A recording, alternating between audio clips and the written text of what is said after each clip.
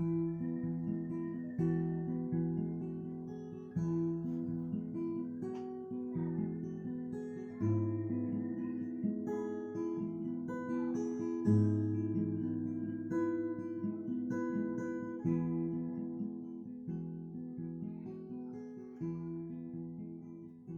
ora, and welcome to another episode of the Mystic Discoveries podcast. My name's Amanda, and today I'm interviewing Annie from thechildisthecurriculum.com. And today we are talking about the 12-year-old change and teenagers. I wanted to speak to Annie about this partly because I enjoy talking to Annie, and also because she has a 19-year-old. And she has a 12-year-old and an 8-year-old, and she is homeschooling them. So she's been through the 12-year-old change with one of her children. She's currently in the middle of it with one, and her third is coming up to it. Well, they've got the 9-year-old change to go through, but that's in their future. Some people might think because their kids aren't teenagers yet, they don't have to think about this. And I mean, if that's how you feel, that's all good, because you know your kid and your family, and that's fine. But I have a 3-year-old, and I'm quite well aware that the things I do with him now, the way I parent him, and the choices that I make in regards to his education will impact how he navigates his teen years. And as most of us know, the teen years are quite difficult for a myriad of reasons. Part of that is due to the physical changes happening, the social changes that happen. There's a whole lot of stuff happening with teens that can result in them being quite misunderstood, and then they get led down paths that aren't particularly ideal. And a lot of that can be prevented or redirected if we learn how to relate and understand what it is, relate to teenagers and understand what it is that they're going through. So today, Annie and I give a picture of what the 12-year-old change is and why Waldorf educators and parents are aware of it and build a curriculum around it during class 6 and 7. We also talk about what's happening to the teenager in regards to their spiritual life, what's happening to their body, and why it is that they feel a strong desire for independence and self-expression. Annie shares some great tips on how to navigate this with your teenager in a way that's warm and loving, gives room for the child to feel they can express themselves and explore while still being held by boundaries. And each child and classroom and family will need to do this in a different way, but I think it's good to just kind of have a picture of how Annie does this and what Steiner suggests. And then you can kind of take what you will and incorporate it into your parenting or your classroom, or you can leave to the side what doesn't feel right. In the show notes, I'll recommend a whole bunch of books that you can read. And yeah, I just invite you to listen to this chat. You might need to listen to it in 2 or 3 parts because it's quite long, but it's so rich and so detailed. And I'm so grateful to Annie for sharing her experiences as a mother and a homeschooler, and for all the great tips that she kind of sprinkles throughout. Please remember to subscribe and like and share this podcast, because the more that you share it around and the more subscribers I have on iTunes or YouTube or wherever you're listening, the more likely it is for people to see it. And yeah, I just want to get this info out because I think it's really important. Thanks for listening. I hope you enjoy.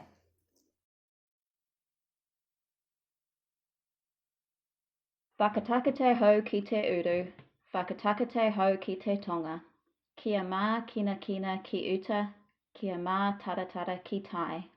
E hi ake ana te atakura, he tio, he huka, he hauhu, ti hei Māori ora. And in English, that is, cease the winds from the west, cease the winds from the south. Let the breeze blow over the land, let the breeze blow over the ocean. Let the red-tipped dawn come with a sharpened ear, a touch of frost, a promise of a glorious day. Nice. Welcome back to the Mystic Discoveries podcast, Annie. Nice to have you here. Oh, glad to be back. Yeah, it's always nice having a chat with you, and I learn a lot, and I always come out of these podcast interviews with you energized and inspired, so I hope that our listeners feel the same way. Oh, I hope so too. I do too. I come out with a lot, so hopefully more people will when they listen. Very much so. And today we're talking about teenagers and this thing that seems specific to Waldorf schools called the 12-year-old change. And some of you who are familiar with the podcast might remember, I think about, I can't remember, a year, 2 years ago, Annie and I recorded a podcast about the 9-year-old change, which again is it seems Waldorf specific, but I haven't seen it in any other education, human development thing. Have you, Annie? No, I don't think so. It seems to be missing, but again, Steiner said that a lot of the inner life of children is neglected in other areas, so that's why Waldorf is so wonderful. And the 9 and the 12 seem to be two Rubicons. Yes. Yeah. And we'll discuss what this. Well, we'll go into the details as to what the 12-year-old change is, what it kind of, what it's the start of, and how parents and teachers can help their children through this, the stage of their childhood. And then after. Yes, hopefully we can give some helpful tips. Yes, hopefully. And at the very least, when we did the 9-year-old change, it was interesting because people that aren't even familiar with Waldorf listened to it and then said, like, they were all very familiar with the change that happens with their 8, 9, 10-year-old child. It was all very familiar, and they're like, oh, I wish I knew about this before my child came to 9. Yes, looking back, they're always like, oh, that's what that was. Yeah. And it's interesting because I've got a 3-year-old and Annie has. How old are your children now? You have a 12-year-old. I do. I have a 12-year-old and an 8, and so she's headed towards a 9. I can see little hints of it coming, and then 19. So they're quite spread out. Yeah. So it'll. I mean, one could think that because I have a 3-year-old, I might not need to be thinking too much about this, but I like but I like everything to do with Waldorf education, so I'll read it anyway. But like Annie hinted just then, it's very important to know what's coming up, because it kind of you can, if you know what's coming up, you can make decisions in your parenting and your education to make the transition smoother. Yeah. Oh yes, absolutely. And you have time in that time frame of age 0 to 7. You have all this time. Well, I don't want to assume people have time. Some people are really swamped at that age. Yeah. But you're not giving lessons necessarily. So that is time you can be studying ahead of time and really looking ahead and getting ahead of these things so that you feel more armed. Definitely. With information. And you do, at the toddlers actually do give you a tiny glimpse into teenagerhood, I do have to say. Oh, they so do. They certainly do. Yeah.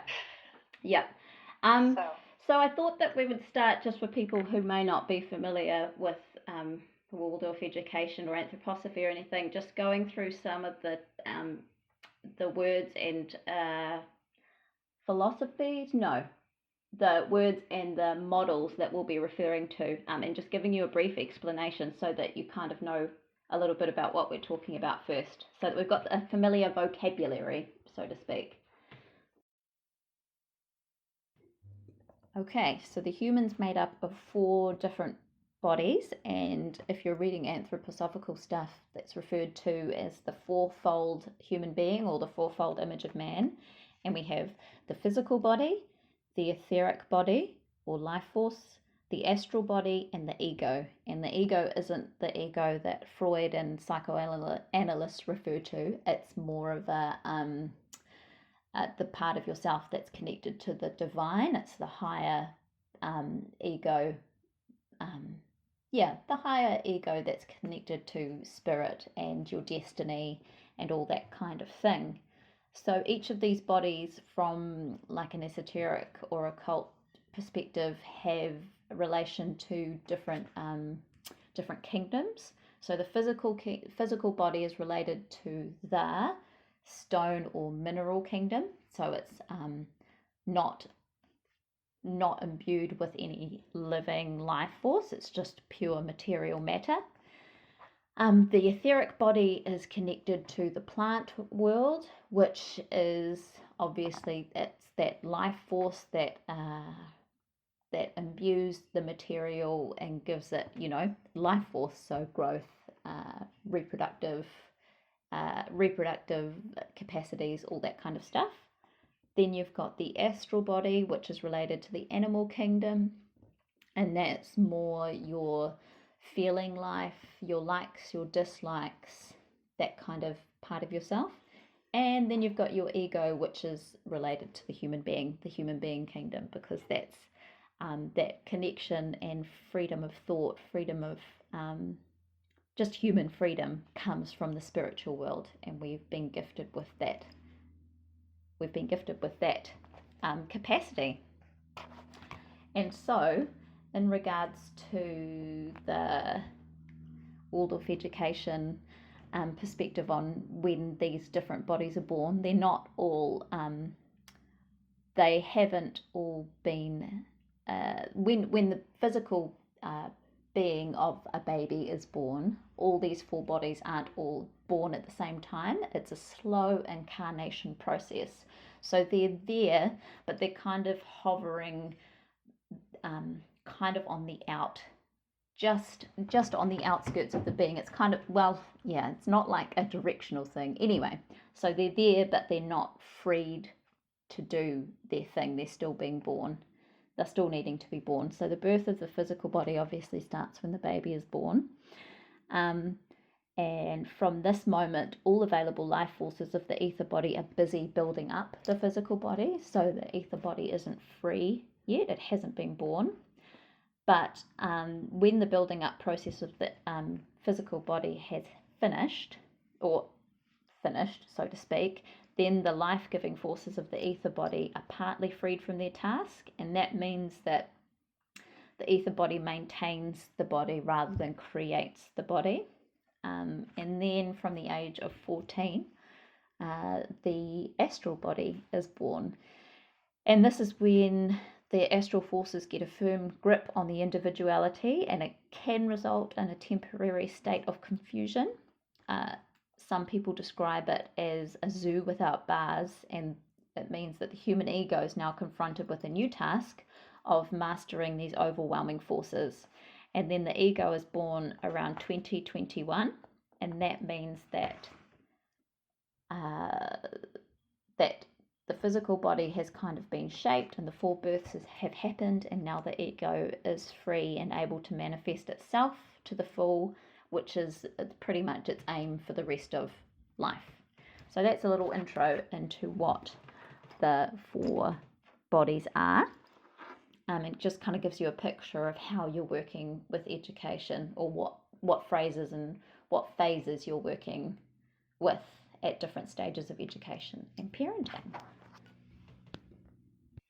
Yes, that is a great basic description, and it really the real keys is that we do incarnate slowly, and other educational methods would maybe feel like the human being incarnates faster, which is why things maybe are done a bit too soon in Steiner's eyes, because we really need to teach to the unfolding human being rather than, treating, that all too soon. Yeah, exactly. So that's important. Yeah. It is. And all of these bodies, so to speak, I mean, as they get older in age, the ego their like you say, the incarnation process is happening incrementally, so to speak. And so these Rubicons that we talk about, the 9-year-old change and the 12-year-old change, are kind of like they're related to that incarnation process, and we'll talk more about how that is related to the 12-year-old change, and then also further to that, why you would educate a teenager and bring different subjects to a teenager than you would to a preteen. Yes. Which is important to know. And so kind of in that, I've described the different phases of childhood. So when you're thinking of child development, we think of the education happening in stages. So we've got the 0 to 7 stage, where the child is usually in kindergarten for that time, and then their class 1 to 7 is known, we call them the lower school years, or would you call them the elementary years in the US, or yes, it is elementary here, but Steiner calls it the lower school, and I think in other countries too. Is that right? I think so. I just know it as the lower school, and then from class 8 to 12, that's called the upper school, or that's the high school education. So you've got, so you've kind of separated into those 3 stages in formal education. And that's kind of a rambly introduction to it all. I recommend there's lots of great diagrams online. So if you just Googled the 4 bodies in Waldorf education or phases of childhood, you'll come up with some pretty good graphics that help you understand it as well, I would say. Yes, there's a lot out there for if you're visual. You might need to take notes, or even make like a timeline is something I've done with that, where you're maybe doing a timeline on a piece of paper where it goes. I have started either start with birth at the bottom of the page or at the top of the page, whatever you prefer, and then I've written the numbers year the 1 through 21, and then taken notes for each year, because there's the big 7-year changes, and then there's the smaller changes in between, like 9 and 12, and sometimes those changes have to do with either coming fully into that 7-year cycle, or when you're about to exit one cycle and go on to the next. Like there's a 15-year-old change to kind of 15, 16 there, I think, but they're just maybe they're a bit more subtle than the big 7-year changes, but they're still important. Yeah. When I was researching more of this, I can't remember which lecture it was in, but Steiner did say that each 7-year phase is divided into 3 parts. Hence the 9 and 12-year-old change being significant, because that's the Rubicons that you cross 7, 9, 12 in the lower school years. And so you're right. Yeah. There are them in the upper school, and so there would of course be them in the early childhood. But I think he was particularly focused on these ones because at the time they were predominantly the age of the children that they were teaching, because the first Waldorf school kind of like grew as he was giving indications as to what to do. So he didn't really give a lot of indications for early childhood, but I was reading that they didn't have a kindergarten for a long time. So he was kind of focused on the middle school years, and then he would slowly give more upper school content. But yes, there definitely is the most content between 7 and 14 years of age from Steiner, and less so from the first 7-year cycle, and also the one from 14 to 21 just have probably the least, but that doesn't mean they're less important or that we have to do less in them. We still have to pay attention to the developing human being in those stages, but he just happened to have the most material written on the middle. Definitely. 7-year cycle. Yeah. And it's possibly like a sign of the times too, because not as many children stayed in high school back in those days, right through to 18. A lot of them left at the end of class 7. So, well, not a lot of them, but it wouldn't have been unusual for a lot of Yeah, them and only even stay to still, there 15. aren't many Waldorf schools that have a high school. I mean, some of them do. So it's still an area that's a real gray area for Waldorf. But he did leave us a bunch though that we can work with, especially just his writings on how the human being develops would indicate what we should do. Very much so. Very Yeah. much so. So, do you think we should let's go into my little section of questions about the 12-year-old change. Sure. And I thought maybe we could start more from a story angle, so to speak, and maybe Annie, you could tell us about what you noticed in your children when they reached this 12-year cycle of their 12th year of their development. Yeah, so so the Rubicon for my children. So I have a 19-year-old, so I've been through his, and now I currently have a 12-year-old. We're right in it. Well, she turned 12 last October, so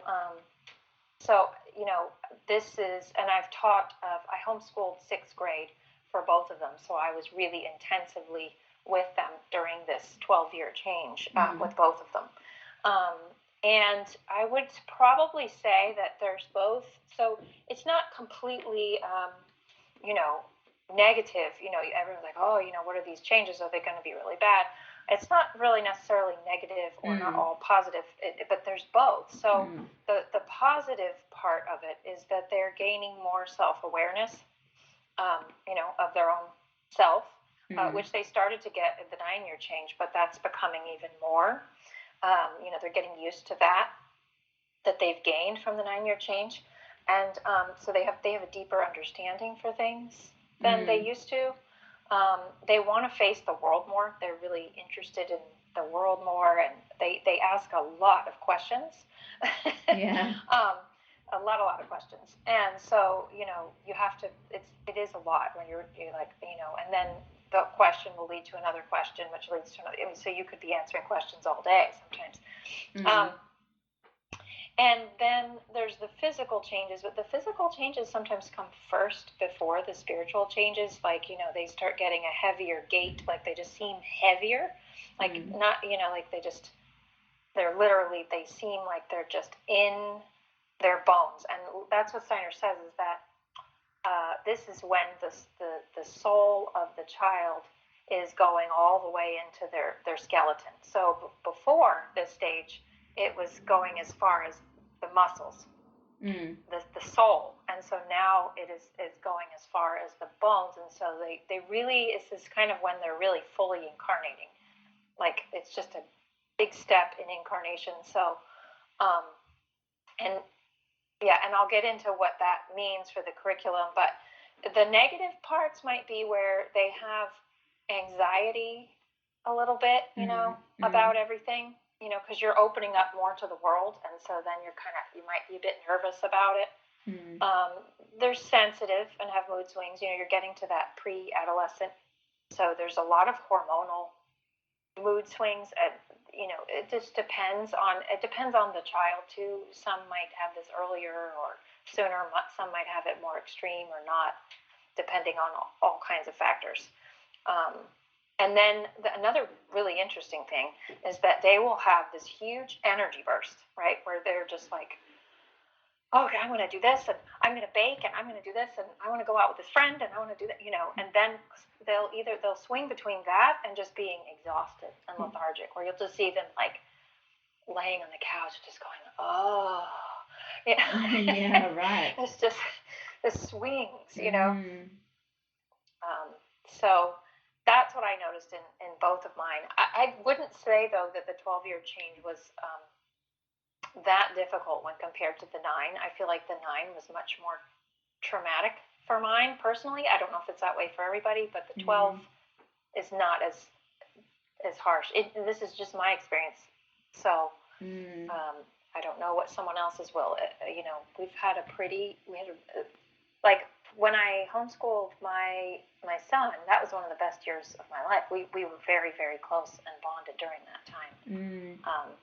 But I was there to carry him through all that, and I think that that's what helped. So it really depends. They want you to be available to them.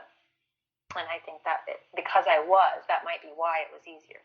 Yeah. Well, I mean, did you ever read the book On the Threshold of Adolescence by Herman Kopek? I don't think I have.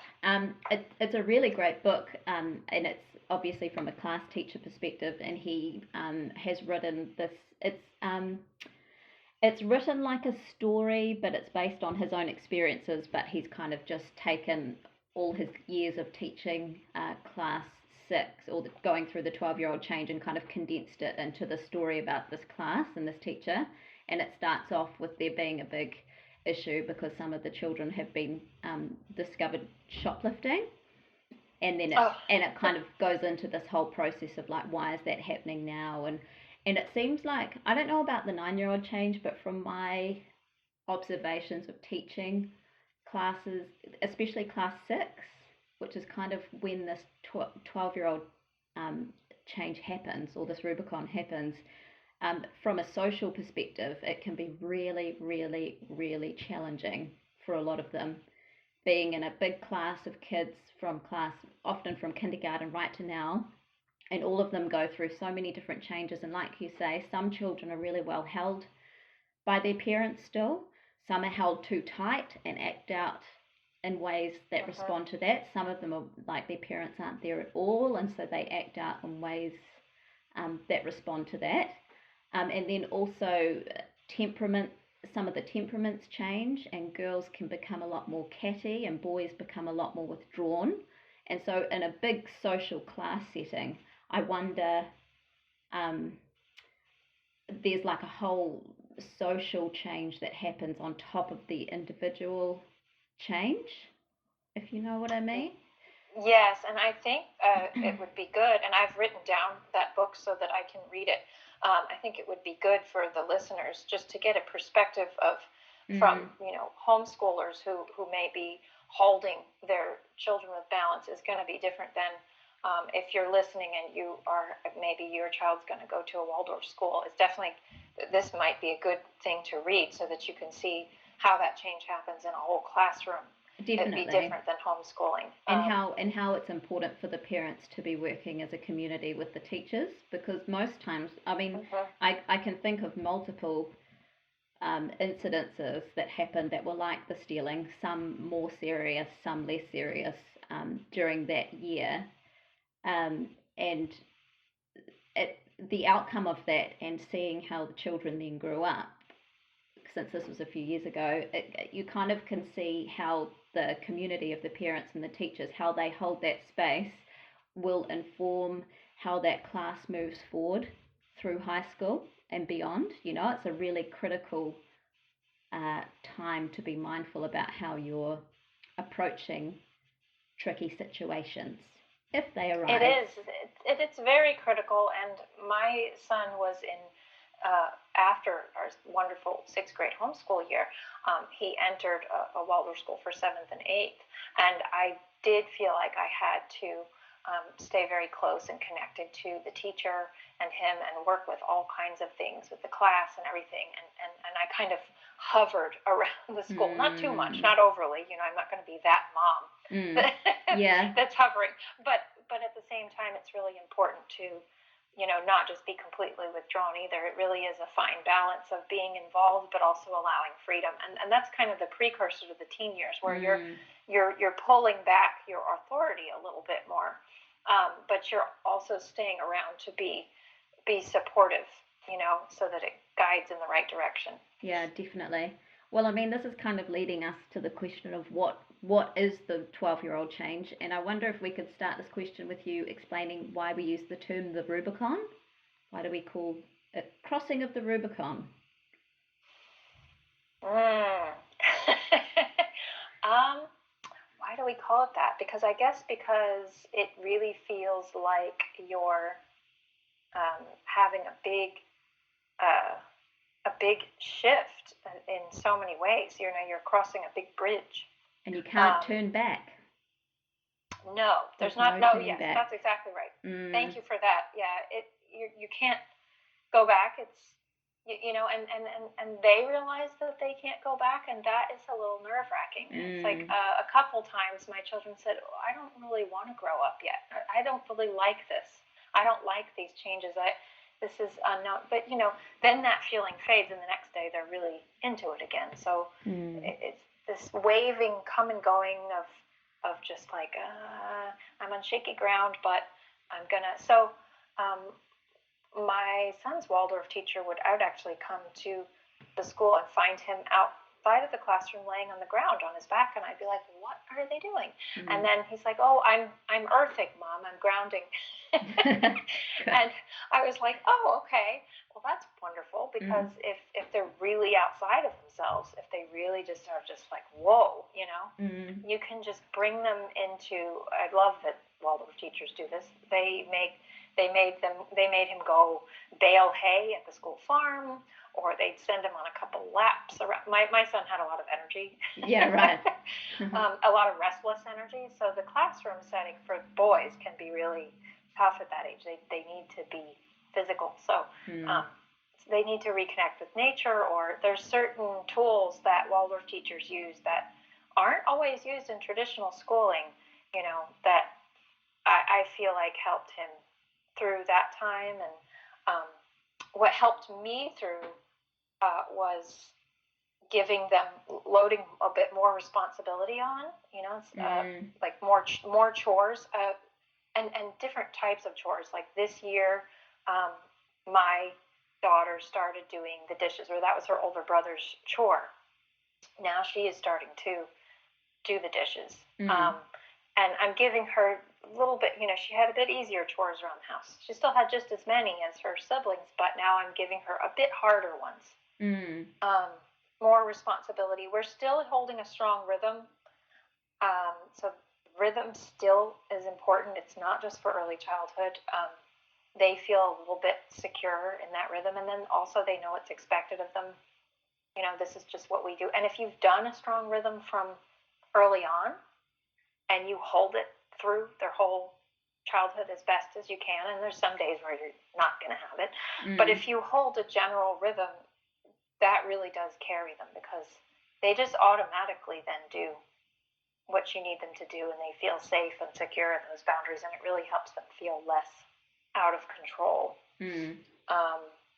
So I reduced authority more, like just, and this is the age where Steiner says that they can have judgment. So before this age, they really can't form their own judgment. They're just going to form whatever opinions you have. Yeah.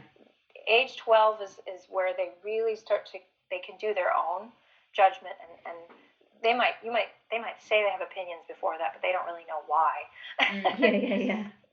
So so you have to, as an adult, open up to their judgment, kind of leave room for, well, what do you think about this? Or if they start to question, like, well, why do I have to, because they'll do this, well, why do I have to do this? And why can't I do it this way? And you might have to explain, so take the time to explain, well, we can't do it this way because of this, but here's something we could do, and this is how I work back and forth at this age. Like, you can reason with them more. You can't, before, where with early childhood, it's just, well, this is what we do. Yeah. And you just sort of lead with authority. This is finally the age at 12 where you can start, opening up more of like, you're going to give up your authority. You're going to reduce it just a bit more, and you're going to be, going more and more into that I'm a guide stage. And then another thing is encouraging open-mindedness in them. So when they get really rigid, encourage it. Well, let's look at it from this person's perspective. Let's look at it from this person's perspective. What do you think they feel? Like they're more open to. We need to open that judgment that's awakened to understand other people and why they're making their judgments. And then help make connections between different things. They can understand cause and effect now at age 12. That's also a huge part of this Rubicon. And it's really huge, is that they can now understand cause and effect. So if you write anything down on your little timeline about age 12, is that they can form judgment and that they can understand cause and effect. And before this, if they really, really didn't have a good ability to do that. So I always had conversations about the world from various viewpoints with them, and just having like an hour-long conversation, or maybe it's not that long at 12. That kind of gets to be more as they get to be teenagers, but conversation and opening up conversation and letting them lead a bit in the conversation and letting them form judgments and just being there to support their thought process and then they feel heard and they feel their own thinking mind making sense of things, and they just feel this great satisfaction and all that. Yeah, they do. So it's in regards to what it is, it's really kind of, I mean, it's a waking up process in a way, isn't it? It's kind of, they haven't woken up fully in terms of their ego fully incarnated, but it's just another one of those steps where they become a bit more self-aware, and they're kind of separating themselves from their environment as opposed to kind of dreamily flowing through it. Like they did in their earlier years. I guess that's where the judgment comes from, and possibly where that why children at that age, I don't know if this is how you found it with your children, but they suddenly become very, very critical of their parents and their teachers, and it tends to be the age that I noticed it when I was teaching, that they were like, oh, that's so Steiner, was something that I heard a lot. Yeah. You know, oh, that's so Steiner. And they suddenly, like, they're so over, like, the rainbow spectrum, and, oh my God, my mum has such a weird haircut, or, you know, they're very, very, like, hyper aware of when you make a mistake, or, do you know what I mean? Did you find that? Yes. Yeah. Yeah. That comes with that judgment. It just comes with them. They're judging everything. Judging anything and everything. It's almost as if they just want to practice judging just for judging's sake. Yeah. It's not a very refined or mature sense of judgment. It's just like anything that is not them is automatically super lame, or not part of their friendship group. It's us versus them. Well, us versus them kind of thing, in a way. Yep. And they will pout, and they will say, you know, that is for losers, and this is yeah. You know, but it's all part of the, you know, they're expressing their feelings. They, you know, they're kind of also in that where their astral body is not going to be free for another couple of years, but they really sort of wish it was. Yeah. You know. Yeah. So some younger children are like this too, but and they're very hyper aware. I've noticed of pop culture trends, there can be some really positive role models out there, but there can also be some not so positive ones, and it seems to be the age that they start really connecting in an almost like tribal way with things that they like. So the kids that all like hip hop music start being like really into hip hop together, and then you've got the kids that really like a certain TV show, or there seems to be, they're kind of individuating, but they're also trying to find others, that their peers, that they can be individuals with. Do you know what I mean? Like, yes. Exactly. They're trying to find their way, and so they kind of grab what's nearest, and you know, that also is an anchor. It makes them feel safe to be a part of something. Yeah. You know, I'm a part of this group, so this is who I am. This is what you know. I can't cling on to the things I used to be able to, so I'll cling on to this. And yeah, that's especially something also to watch out for. If they're in school, they might have even more of that pressure to, you know, we gotta have this sneaker or this trend. You know, it doesn't show up as much with homeschoolers. They tend to be this eclectic thing, and they're kind of fine with it. But they can still hop onto trends. Even homeschoolers can if they find it. You know. Yeah. So yeah, that's all what's happening. But it doesn't necessarily have to be a bad thing too that these kids hop on trends. Like you're saying, you can have really, if you're having good discussions with them and you hear they're listening to music or watching something or wearing something that maybe doesn't feel appropriate, there are ways that you can have discussions with them and maybe help them kind of, what's the word, kind of sculpt their judgment forces to try and, or their ability to judge what it is that they're doing themselves. I mean, you don't want to get too hyper intellectual, but it is a good age to kind of be like, wow, do you think that's an appropriate lyric about how they're treating women or their peers? Do you think that's a nice thing to say? Or would you say that to somebody's face? Or I don't know, something like that. Exactly. You can open these discussions asking questions, just saying, well, where is this coming from? Why is this person doing this? Or, you can even talk to them about, and I've done this with mine, is like, how important is it to fit in with people, or how important is it to just be yourself? And what are the reasons that you're doing this? Are you doing this because you really genuinely like it, or are you doing it because you're exploring, or are you doing it because other people are doing it? Then that gets them churning, and they're like, well, why am I doing? And then they sit alone, and you just let them absorb that. They don't even need to answer it, but they'll sit with it. I love that question. Are you exploring it? I've never heard that as an option. It's like, are you this or are you not this? But then I've never heard the option of like, is this something that you're wanting to explore more? Well, I was like my 2 or 3 weeks ago, my 19-year-old was exploring maybe trying to have dreadlocks. Yeah, right. And I was like, okay. So I just, I was like, all right, you want to try that? Okay. I said, I think they're kind of hard to do in your hair.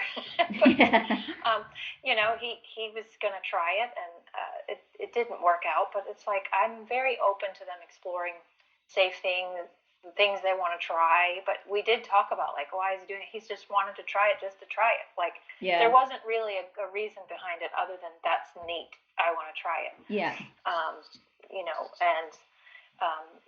He has a nose ring, and things like that, where we you have to get there as a parent, where you're like, okay, but he is 19 also, so it's different. Yeah. When they're younger, and when they're older, and they're adults, then you don't really have as much of a say in what they're doing, at all. So, and none of these things are necessarily bad, but you do need to see, are they exploring or are they rebelling?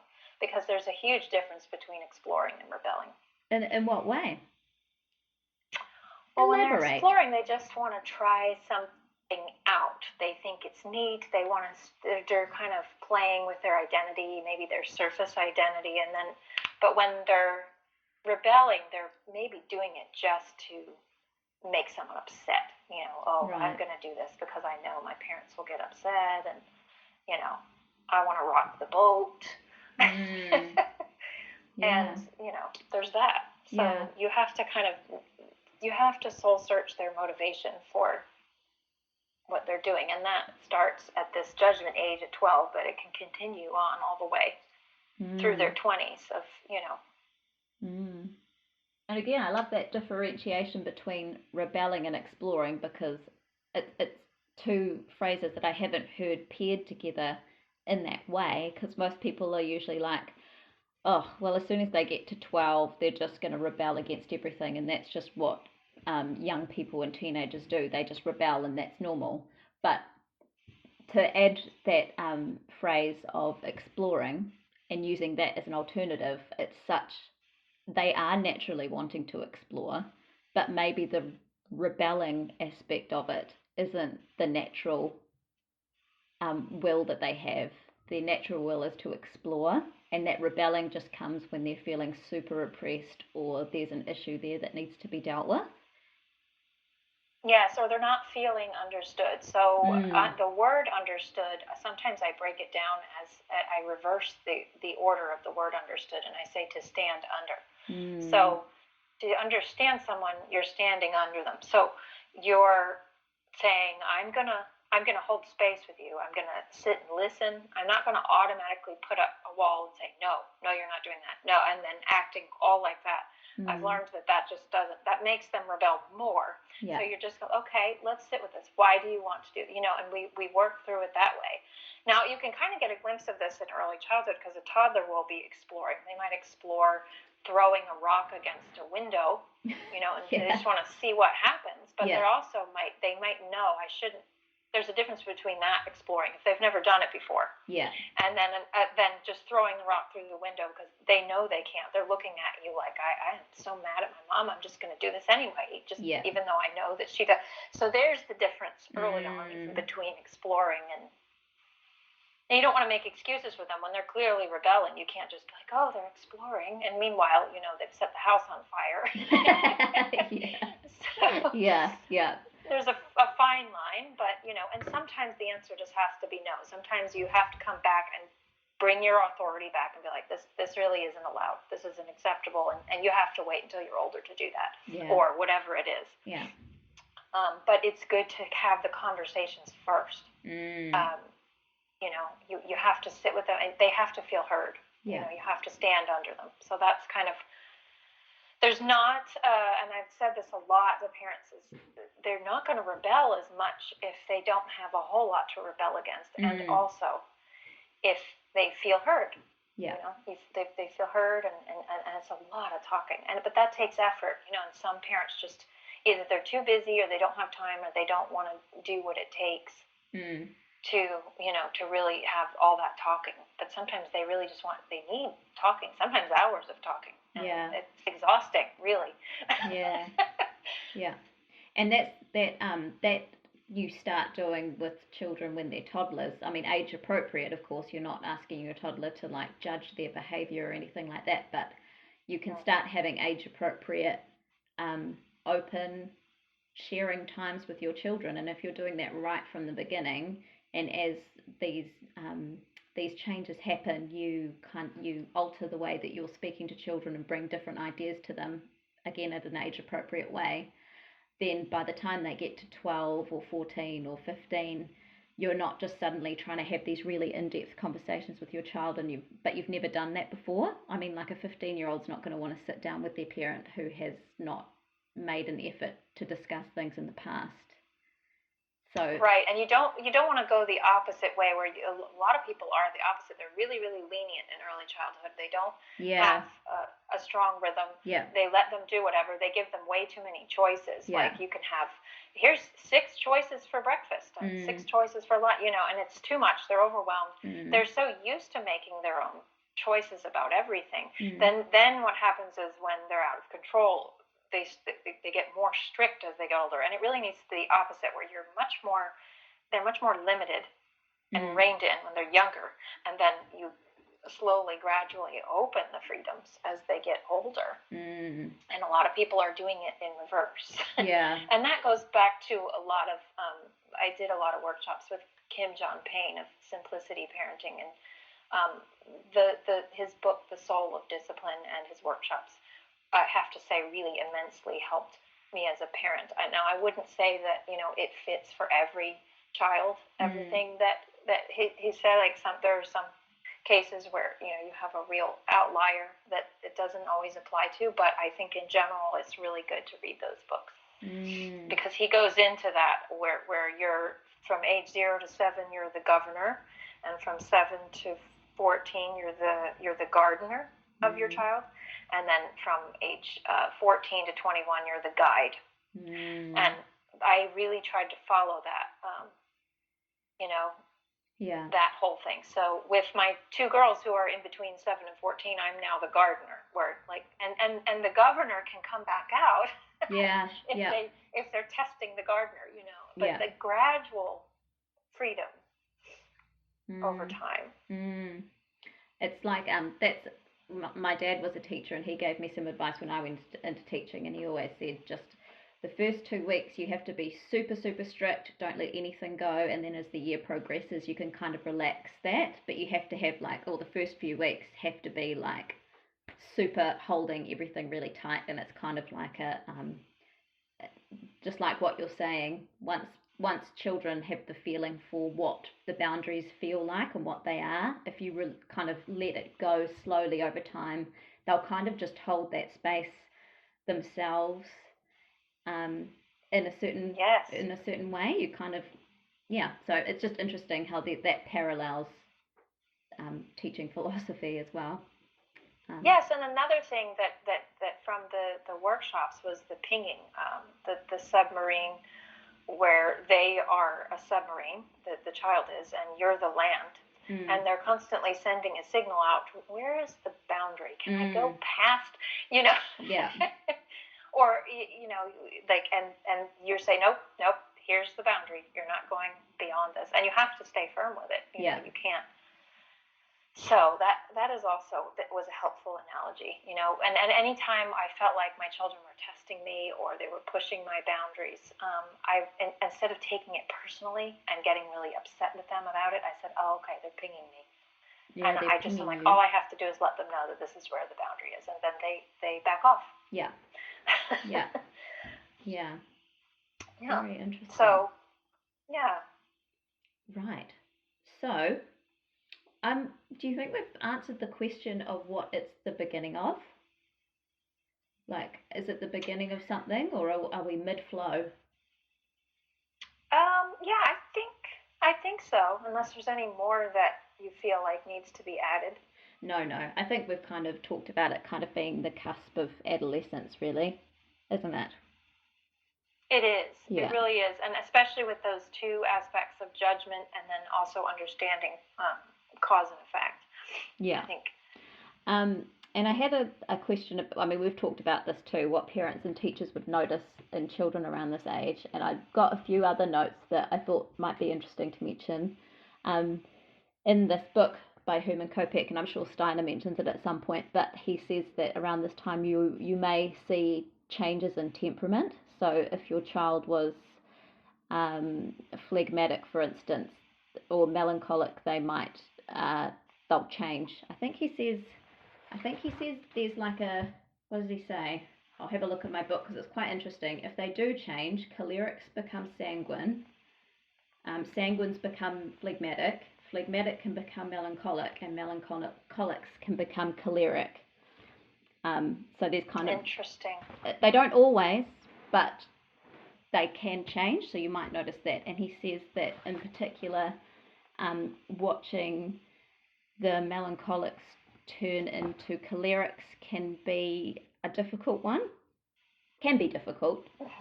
And melancholics melancholics into cholerics. But I mean, I would do some more research into temperaments and see if that's relevant to your children. It's something to be aware of, though, so that you don't keep schooling them like they're a melancholic. Do you know what I mean?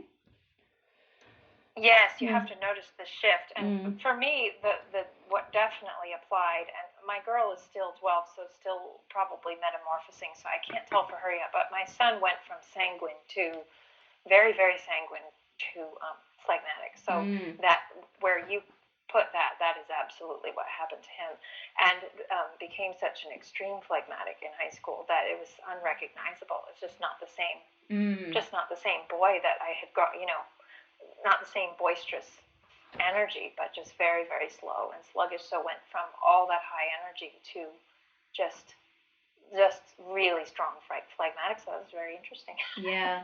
And I guess that can be difficult for parents and teachers as well, because they are obviously used to a certain, and for the child actually, but they're used to their child being a certain way, and then suddenly they become somebody else, and that's really hard to renegotiate your relationship with somebody who experiences the world in a different way, and really hard for the kid as well.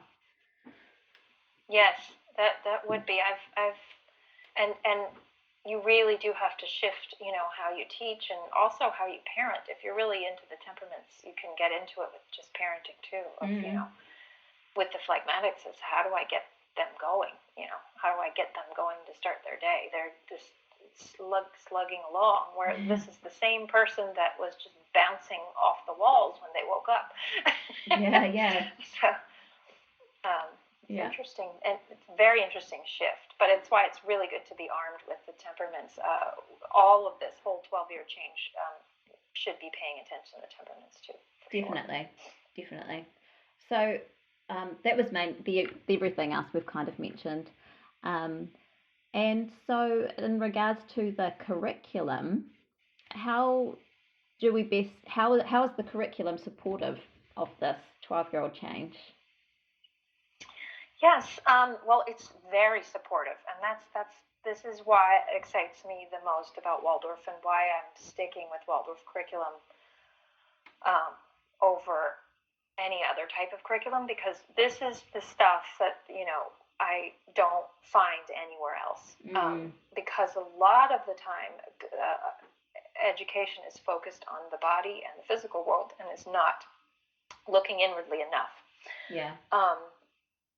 So this is the curriculum for Waldorf. As soon as they turn 12, this is a time. So now that, like I said, they can, they're becoming more individualized and independent. So this is a time for physical facts, with those physical facts, that they can be independent of humans. So for up until now, everything has come from the standpoint of a human. So everything in the Waldorf curriculum, from first grade to fifth grade, is always coming from the standpoint of human. When we teach the human and animal block, we teach zoology in fourth grade, human and animal block, we're teaching the animals from the standpoint of the human being. So it's the standpoint of the child, as the child is looking out into the world and seeing all the animals. Well, now we can study things separately from humans. So that's why we do, in sixth grade and seventh grade, do physics, chemistry, astronomy. Those are not coming out of the human being themselves necessarily. However, Steiner says it's really important that we can study these independent physical facts, but we always have to kind of bring them back around. We relate it back to the human. So we use nature in relationship to humans rather than from the standpoint of human being. So he says to always relate it back. So if you're doing physics, he gave an example of like light refraction. So if you're studying physics and you're studying light through a lens, for example, through a camera lens or something like that, you can teach them those properties, but then relate it back to their eye, so that they can make it their own. They can make it personal, and it relates back to themselves from the outside. Yeah. So that helps them with that thirst of like, okay, I want to go out in the world. I want to explore. I want to face the world. But I still need it related back to myself. We cannot give them, Steiner says, and a lot of other curriculums do this, we cannot give them where it is an adult curriculum, where we can just be completely separate. That is more for the college age level. We really still have to relate it back to them in a human way. Definitely. And so we have to develop how the child relates to humanity spiritually. So if you just use pure facts, you're ignoring the soul and the spirit. So to bring it back around to the child's inner life, you would say, well, wow, this is going on in your eye, or, and you're relating all of these facty facts back to the child, and you're going to use humor, and you're going to use all these things so that you're not ignoring their spirit, and you're not just bringing them facts, you're relating it to the human being. So education itself is an art and not a science. And what Steiner means by that is that you have to stand in front of your children, and you're an artist. Even if you're not formally teaching them, let's say you are an unschooler, but your child is initiating these conversations, and you want to teach them something you know that they don't, you can still work with this practice. You need to artistically appeal to their feelings. So you can be saying all these things, and this is the story of when I did this, and this is what I learned about this, and everything we say and do to them, we are doing it artistically when we do that, And so the other thing is that the curriculum does is the children can get tiredness and fatigue. So you remember when I said that sometimes the middle schools have all this energy, and sometimes they're literally like just falling out of their chair. Yeah. It's really easy to bore them to death. Yeah. So you don't want to do those fact things without having a lot of relating back to themselves. And so Steiner said that, so it breaks into these three parts, the curriculum for this age, where we have the head, and we have the lungs and the veins, or the rhythmic system, and then we have the limbs. Now, if you look at the head and the limbs, like our head and our arms and legs, those things are not rhythmic, meaning they don't have a rhythm. Like, you know how our heart has a rhythm? Yeah. And our lungs have a breathing in and out rhythm. So those are rhythmic. Well, the head and limbs are not rhythmic. They just kind of along for the ride. The limbs have to do with really your metabolism, and the head has to do with, it's just kind of thinking thoughts, and it's just sitting on your body, kind of observing everything. Yeah. Well, so what he said that you don't want to do at this age, or pretty much any age, but especially this age, is you don't want to wear out the head and the limbs, because those are the ones that get worn out because they're not rhythmic. You can't really wear out your heart. Well, you can, but those are constantly going to go. Yeah. You're never like, oh my gosh, my heart is so tired. Exactly. I need my heart to just put it on a shelf and have it stop beating for a little while. Yeah.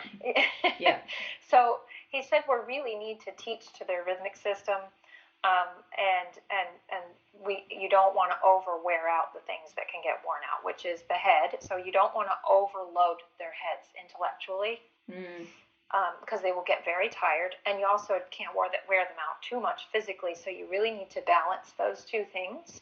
Yeah.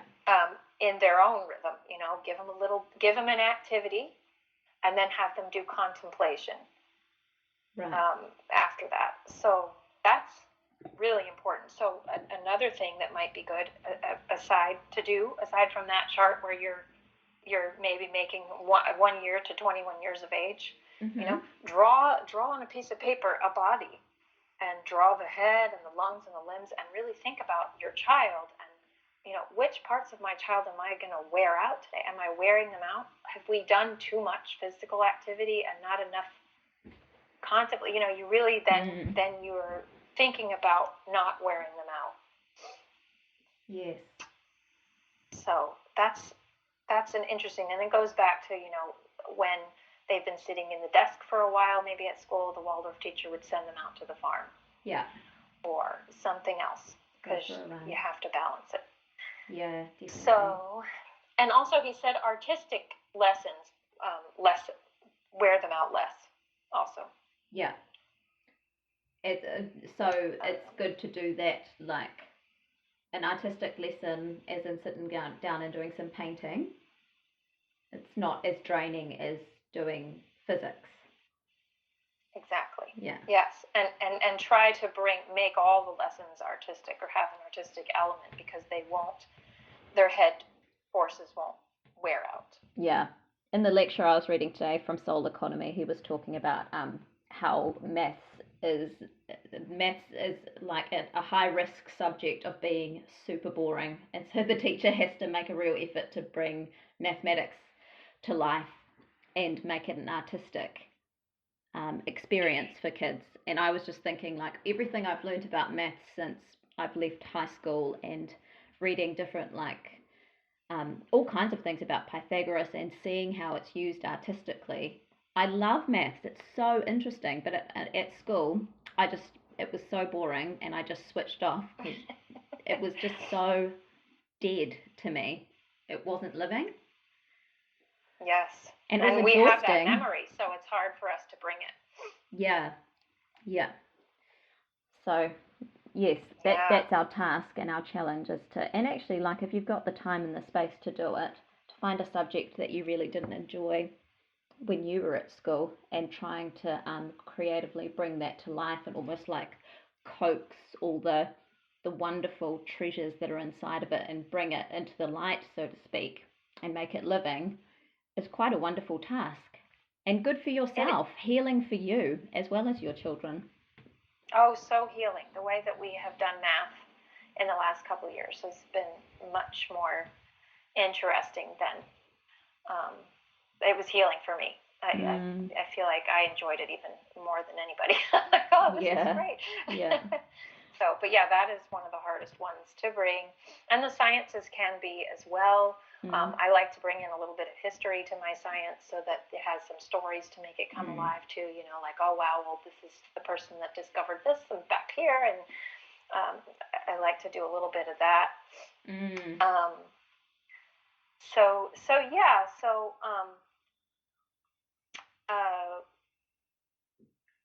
the other thing about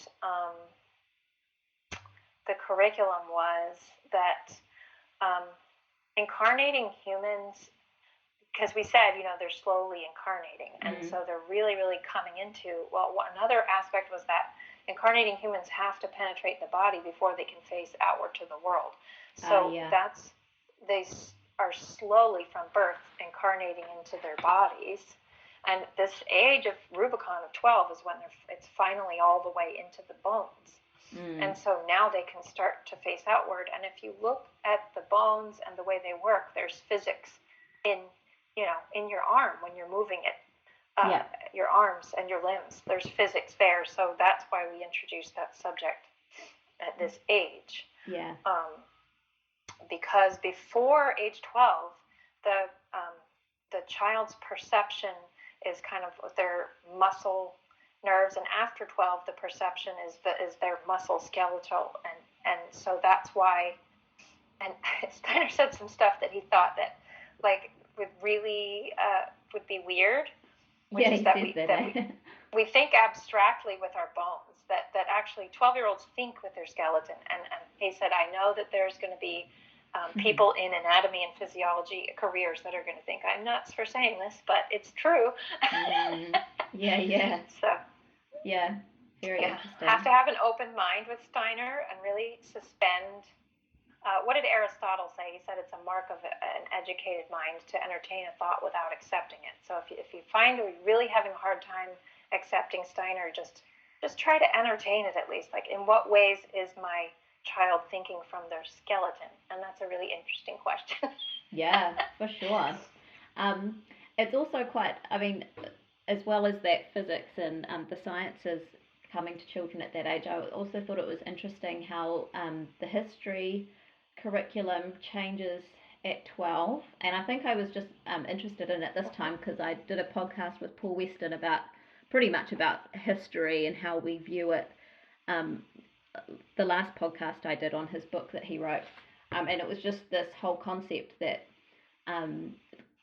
traditional historians kind of look at history as this like empty shell of events, whereas if you look at the Waldorf curriculum, I was kind of thinking how history is brought to the children, and like before 12 it's all very like it's myth based.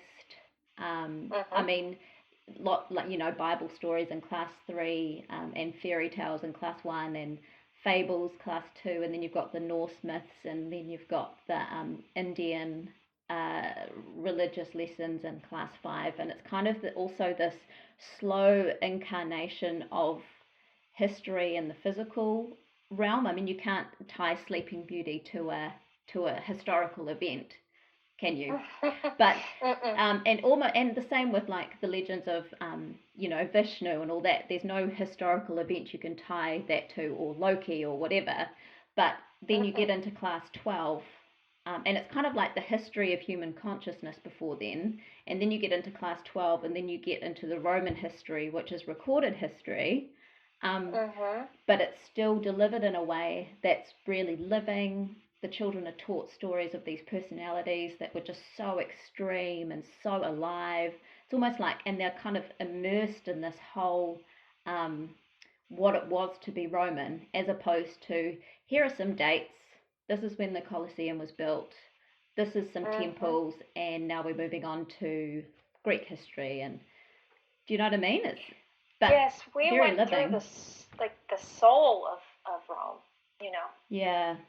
And after all the dreaminess of the fairy tales in her early childhood, and then going through all the saints and the heroes, and then going through the Old Testament in the 9-year change when it's shaky and they just need to know why are we here? And, Mm. and then Mm. when they get into this, then you're taking them from Atlantis all the way up through the civilizations leading up to ancient Greece. Yeah. And then you get to Rome, and it all comes crashing down. Yeah. And it really spoke to her because, and here I'll tell you why, is because she said to me, she's like, I really don't like Rome. Yeah. That's Because interesting. it was the same way as if she said, I really don't like being 12. I really don't want to grow up yet. I'm going through this hard time. Everything seems really rigid, and I'm feeling separate from everything, all that dreaminess. So we are literally, when we teach in Waldorf, we are taking them through human history in the same order that they're going through their childhood, and they all the blocks match up with where they are in their consciousness, and that is just an amazing thing. Definitely, it brings them into relation with just the cosmos and humanity and everything, really, just through teaching history. Well, not just, but it's great. Yeah. Exactly. And so the where it goes, the big Rubicon here for age 12 is you're going from teaching mythology to real history. And that also, there's another reason for that, but it goes back to that cause and effect. So now that they can understand cause and effect, that's why you're able to teach them real history now. Yeah. And whereas before, you can't teach them real history before age 12. There's a lot of schools still doing this, and it's very, you can do it, Steiner said, but they're not going to understand it fully because they don't understand cause and effect. So you're just basically doing something that's foreign to them. Yeah. And that doesn't mean that you can't engage with things that have happened, and because I'm just thinking in terms of being in Aotearoa and being in New Zealand and wanting to integrate like tikanga Māori into your curriculum. It doesn't mean that you don't teach children about what the people did here. It's just that you bring it in, like you teach to the Māori myths and legends of the local area. You use geography. Geography's earlier than, because you do like, it's not geography as in like rocks and things, but you do in the, like in class 4, you do like you do little maps of your house and you get to know your local area a little bit. Am I right? Yes. So yeah. Geography starts in grade 4. Yeah. And Steiner said that they need to get a sense of their local area, and then that would apply outwardly to the rest of the world. But it basically, the theme of that block is how humans make use of their surroundings. Yeah. So you don't have to like not discuss or bring anything of any history into anywhere. It's just that you don't formally teach it. You can still tell stories and give anecdotes of, it's not that you're, because I think sometimes people might hear that and be like, oh, well, why you're just totally isolating your child from the whole world until they're 12 and then teaching them about what happened. And that's not actually what's happening. Exactly. Yes, there shouldn't be any confusion there. It's not that, you can't teach anything historical before age 12. It's just that you don't want to give them a chronological, or anything where you'd have to form a judgment, because they're really not capable of judgment until then. So you don't want to, Steiner said, really don't make them form opinions. Like, oh, well, ask them, what is your opinion of this? What is your opinion of that? It's more of like, they might have some still. It doesn't mean they won't, but we're not pulling that out of them. And so I'll try to give an example. So I did, for 4th grade, I blended local geography with Native American.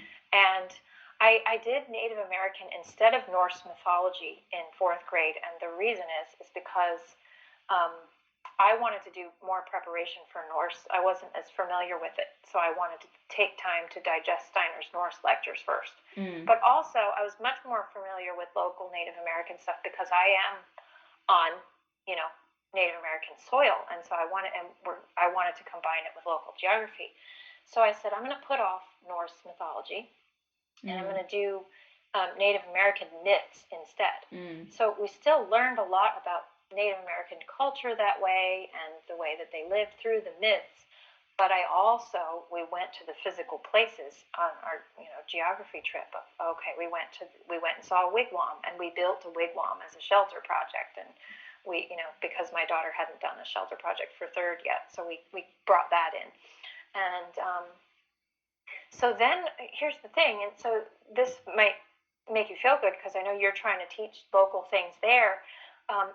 You can teach these things at any age, but you need to tailor it to the consciousness of that age. So I actually just brought in Norse myths to my sixth grader this year, and many people were confused. Like, I thought everybody did that in fourth. What are you doing? Yeah. But what I did is I did it a little bit differently. Since I had a second grader, I brought it in shield maidens as for saints and heroes. I brought those in as heroes. And then for my sixth grader, I sandwiched Norse stuff in between Rome and Middle Ages because that's kind of where they are in history. Yeah. And I brought her the mythology, but when you bring it to the sixth grader, you don't need to bring it as mythology anymore. We were then able to have discussion in a historical way, like this is what the Norse people thought that these were their mythologies. That's completely different. Yeah. Looking at it from a sixth grade point than it is a fourth grade, and I didn't just do the mythology, but then we did, we talked about, and we're going to even do a little bit more as we go into the Middle Ages of how the Vikings clashed with, the Christians. So I put it in more of a real history discussion type with my sixth grader, which I wouldn't have done if I brought it into fourth grade, if that makes sense. Yeah, it does. So if you need to move a subject around, that's fine, but you're going to have to change the way that you bring it, I guess. And this is what gives us even more freedom to teach as homeschoolers, and we don't have to always stick with the Waldorf prescribed blocks in the way that, depending on our location or what we're bringing, as long as we're studying Steiner and the human being. That's why a master Waldorf teacher can really just move things around and do anything, as long as they're teaching to the consciousness of the child. So yeah, that's great. That's great to hear that. I think that's important for people to hear, because it's really easy to just slip into that dogmatic. You do this, then this, then this, then, or it's also for some people who've been doing it for a long time. It's just easy to just keep doing the same thing, and not that you have to be like challenging yourself 100% of the time, but it is good to kind of look at things and remember that your child, that the catchphrase, the child is the curriculum, right? And you you don't have to do things the same way, and actually sometimes these units or main lessons or whatever are imbued with such a different special force when you change them up slightly or shift them around, and then they become something completely wonderful and magical. And and I had such a wonderful study of I'm glad I took the time to study Norse. I got to read Steiner's The Mission of Folk Souls, which really goes into the soul of the Norse people and like the way that they felt, and it enriched me as a person to learn things I had never learned before. And then I was able to better bring that to my girls in our conversations and talks, which those are the kinds of things you can't see. So I just have to. It's better to just describe it, but using a shield maiden as a hero in a Saints and Heroes block, I mean, why not? We don't have to always use the traditional heroes. Find a hero wherever there's a hero. The point still, and you're still meeting that need. Now think of children in China or anywhere around the world. They're probably going to want to adapt their Waldorf curriculum to their own heroes or their own, something that might be more related to their. You could even use, if you're a homeschooler, you could use a hero that happens to be in your family. Yeah. So if you're not teaching a whole class, so there's so many things. It's just exciting. That's all I have to say. It is exciting, and you should and can adapt it to suit where you are and what your the makeup of your class or your homeschool is really. Yeah, exactly. So, So I wonder now, before we move on to teenagers, have you anything else to say about the 12-year-old change? The change of 12? um, let me see. So, there was one thing that by the time they reach eighth grade, graduation, Steiner said that they, I believe, for language arts, this is concerning language arts, that they would get to the point. Now, starting at age 12, starting now, we're starting to work on this with my daughter. Is through their language arts, they need to start convincing. They need to start being convincing in their language arts through the beauty of language. Like, so that by the time they reach eighth grade graduation in their language arts, they can start to, through their writing, um, convince someone of an argument. So then they're making judgments, but then now they can make an argument. They can make their case. Yeah. And so you maybe spend middle school getting better and better at that. So they're using an explanatory approach. They're using reasoning. Because now they understand cause and effect. So it's a good time to exercise that, I think, and I think that's important for the language arts part of it. They can start to do that. And then that leads them up into high school where they can really start using their intellect. Yeah. Yes. So. And that's where we're going. Teenagers. Are they these scary beings that many parents and teachers fear? Or are they just misunderstood young people who have a lot to offer? Yeah. I think maybe, can we start with what is happening with the astral body? Are you able to describe what it means when the astral body is born and why that indicates they're ready for more intellectual subjects? Yes, I can attempt to. So let me do that. Yeah. Let's hope I do it justice. It would kind of cover the next question about the consciousness of the young person, maybe. But anyway. Yes.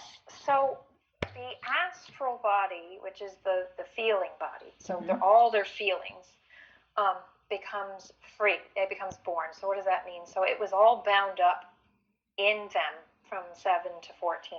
And that's the astral body that we talk to. You're supposed to teach through feelings from 7 to 14. You're trying to appeal to their feelings. You're putting feelings in your words, in your lessons. You're being dramatic. You're making them happy. You're making them sad. You're teaching to that because then when that's free, it's even more healthy, and they're even more, that helps them. Could you compare it then to like when you're pregnant and you make sure that you give good nourishment to yourself and the baby so that when it's born it has a good chance to... Exactly. Yeah? Exactly. Right. Yeah, just in the same way from the 0 to 7 set, we're helping their etheric body, their growth forces, by having them do all these fine motor skills and doing all those kinds of things and helping them grow. Yeah. That they need, as Steiner said, from 0 to 7, they need milk, mother's milk, and then from 7 to 14, they need soul milk. So what they need is that feeling milk, and so that's what we're doing in the elementary years, is giving them that feeling milk. So now, when the astral body's born, you've done that. You've spent 7 to 14 doing that, giving them all these stories, all these mythologies, all these things, and now it's born. So before we taught to this body, but now we can finally teach to the head and the intellect, which isn't going to be born until 21. We need to start shifting towards the head, which is when that gets, usually that's what our society unfortunately is doing, is pushing that stage, the head stage, all the way down into sometimes pre-K, that's the problem.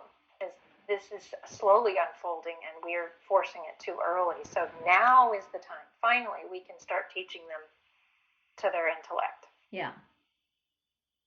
And they have to then control their own astral body themselves, though. The loose, free astral body is now flailing around, and it's sort of like an animal. Like I always relate it to, like, they have this donkey loose this bucking donkey that they have to ride.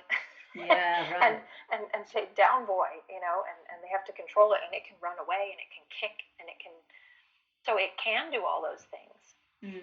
But if we sit with them and say, okay, I know your astral body is free, I know your feelings are all over the place, but you can control them. And apparently Steiner did say that, and you can see this from, I know this from my own experiences, that they do wind up controlling it themselves really well by age 15.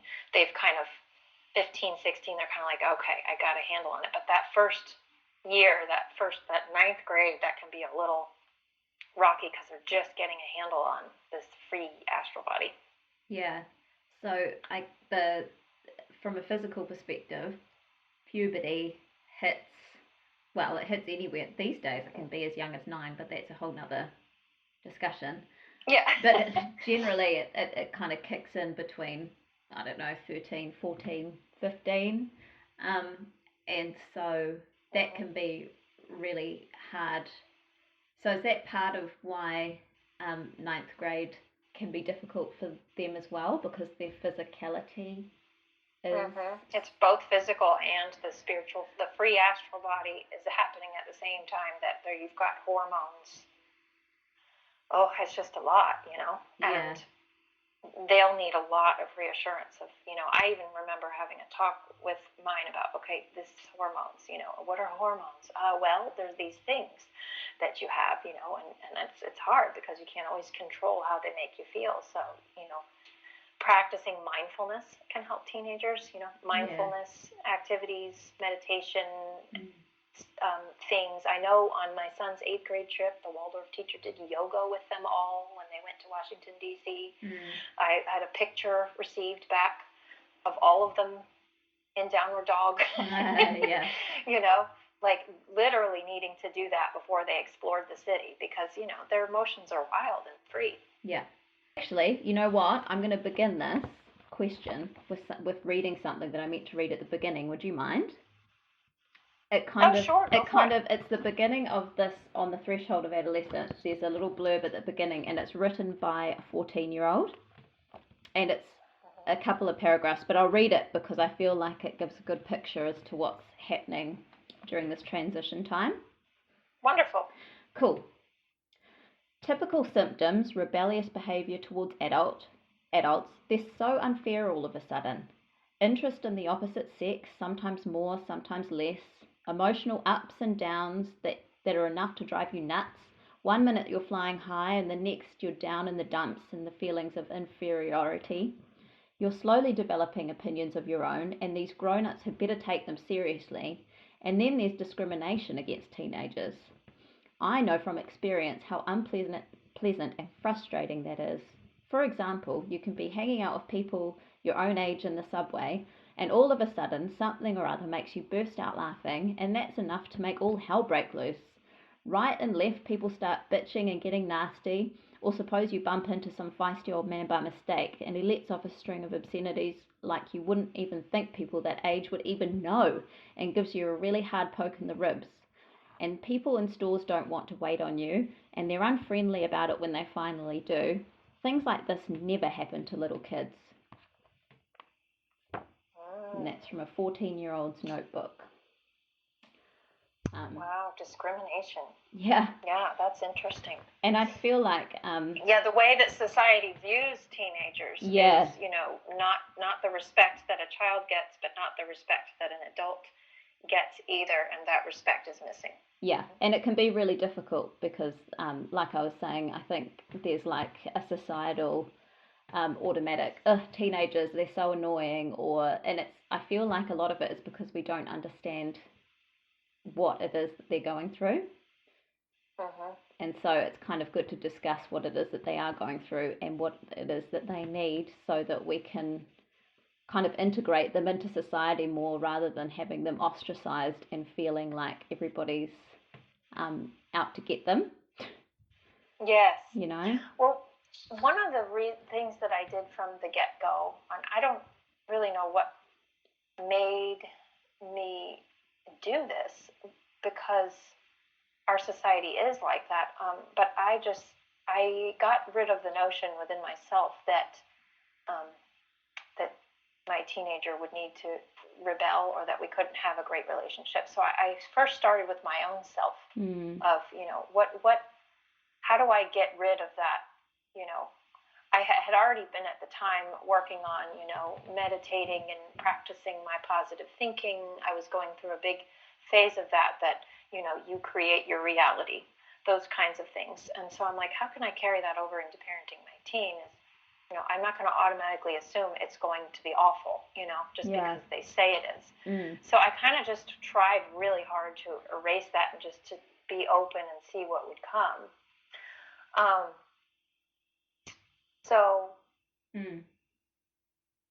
I think I just had to, again, hold space in the same way that I do when they're younger. It's just really about holding space. And so I really tried really hard to do that. They're really questioning their identity.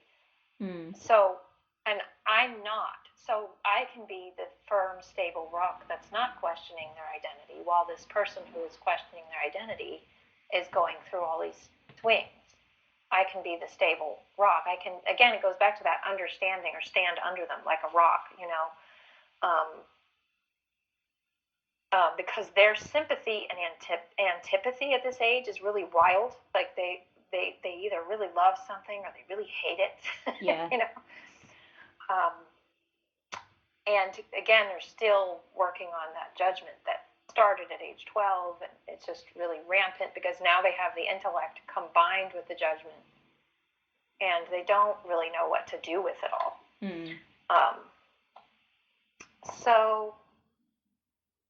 So there's ways that the curriculum helps. There's ways that I did things to help, and I could get into that. Yeah.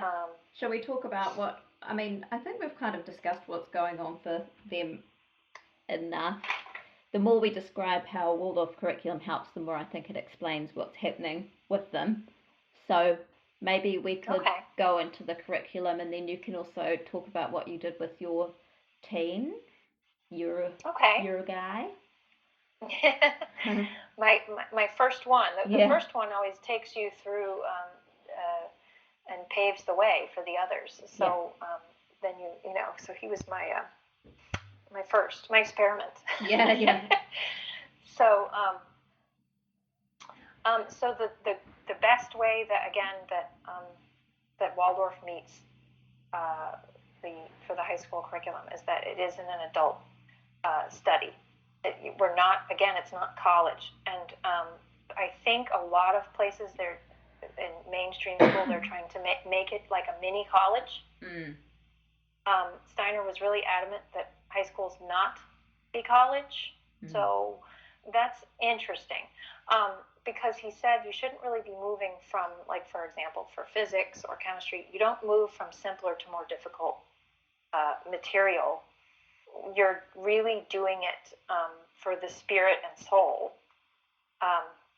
Really, you're still teaching to that spirit and soul within the child. So you're teaching to the intellect, but you're still dealing with the spirit and soul. And that's what I think is even missing. It could even be missing in the Waldorf world. People maybe need to focus on this more. Keep reading Steiner's lectures on teenagers and read them over and over again, and it's going to really help. He said that there shouldn't be any fixed ideas that are deemed important later in life. So we can't get a fixed idea of like, oh, you need to know this because you're going to need to know that later.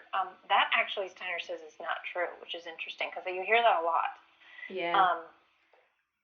We need to get them ready for life, ready for anything that might come their way, but not necessarily certain things because we don't know.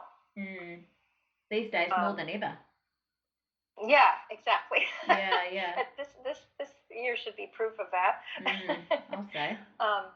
So it's not about, what you're saying is it's not necessarily about the content, but about readying them to be a free, capable human being rather than the content that they know. Yes, it's more about, so let's, like, with the curriculum, like, he said, they need to do basketry and textile industry and weaving. and all those things that build on the lower grades.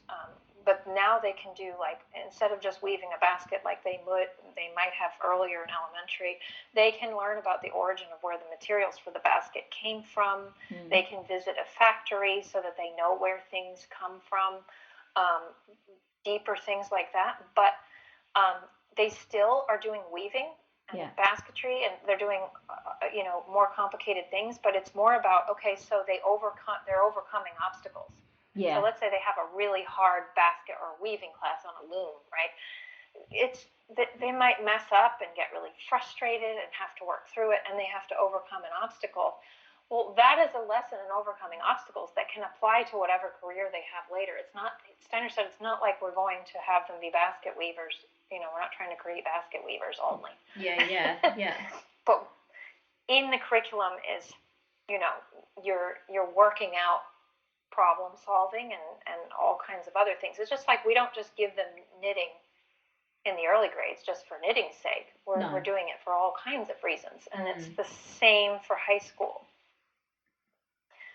But there's not so much. He didn't really give indications on, this must be taught, that must be taught. Like, for example, language arts. He didn't say, you must use this book or that book, or they have to read this piece of literature. It's really up to the teacher, so there's a lot of freedom. Yeah. But you still need to teach to their age and what they're going through, Yeah. So Steiner said teachers are called on to bring, this is a really important passage that I wrote down for high school that I thought just really stuck out to me from Steiner, and it says, teachers are called on to bring the utmost respect for soul and spirit to their lessons. Without this, they will fail. With this attitude, teachers can work out educational principles and methods that safeguard the children's inborn freedom, so that later in life, when they look back in their school days, they will not find any infringement on their personal freedom, not even in the later effects of their education. And that's from Soul Economy. So what does that mean? When you're teaching a high schooler, we're not going to teach them anything where they have to look back and go, oh, that was just so, you just don't want that. Yeah. What my son was in Waldorf High School, and he had many teachers, because they go from having one class teacher to having different specialized teachers for each subject. And he had some teachers, Waldorf teachers, that he absolutely loved, and he would come home beaming about them. And then he had other teachers where he was like, oh my gosh, Mom, I could not even, I was going to fall asleep. Yeah. And so even Waldorf teachers that, you might have one that maybe they've been teaching for a long time and they're going through the motions. Yeah. He said that it was kind of a moment where it was like with this one teacher where they were like, Bueller, anyone, they were just speaking in a monotone voice. They weren't giving interesting stories that he was used to from his old class teacher. Yeah. And it was really grueling. But he had this other teacher who was teaching geology, and he'll never forget that teacher. That he took him out to a geological site. He made every single sentence sound interesting. He engaged the teenagers. He laughed with them all the time. He used humor. Humor is a huge thing, Steiner said, to use with teenagers. Yeah, totally. Especially teenage boys. He said to use humor. Yeah. And don't let them see you take anything personally.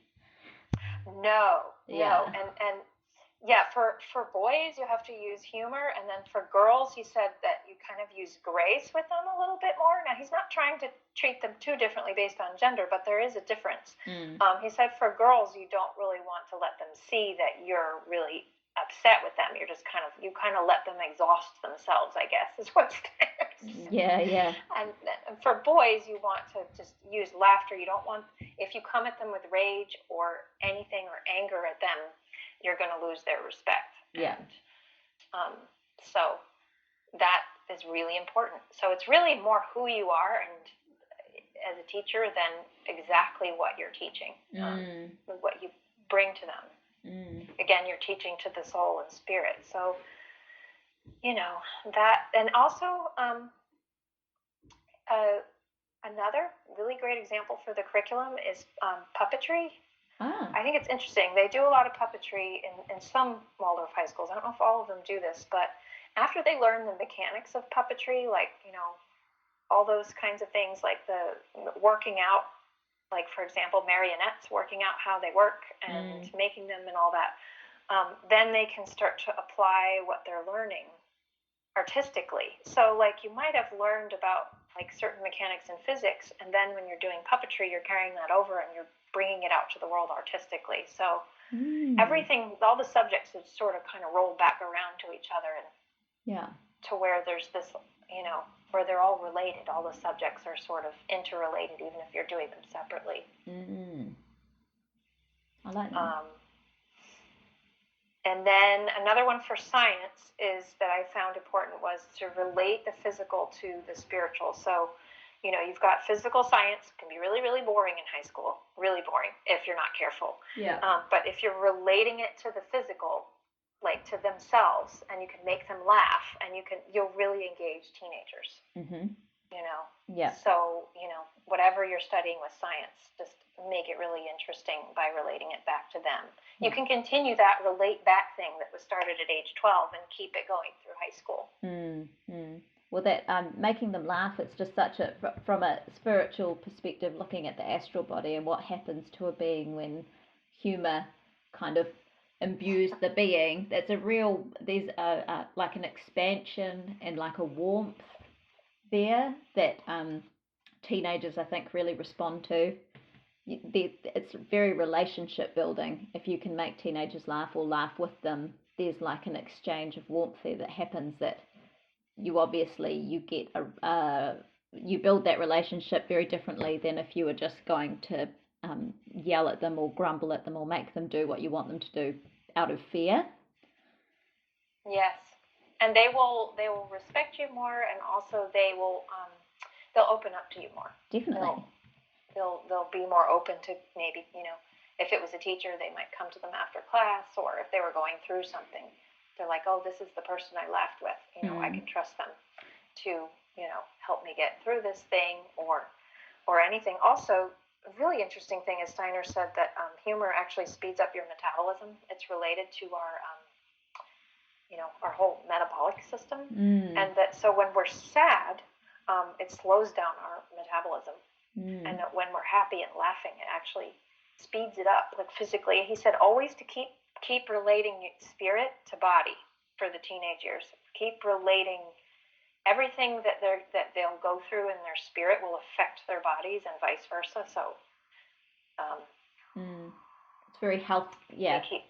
Keep that in mind.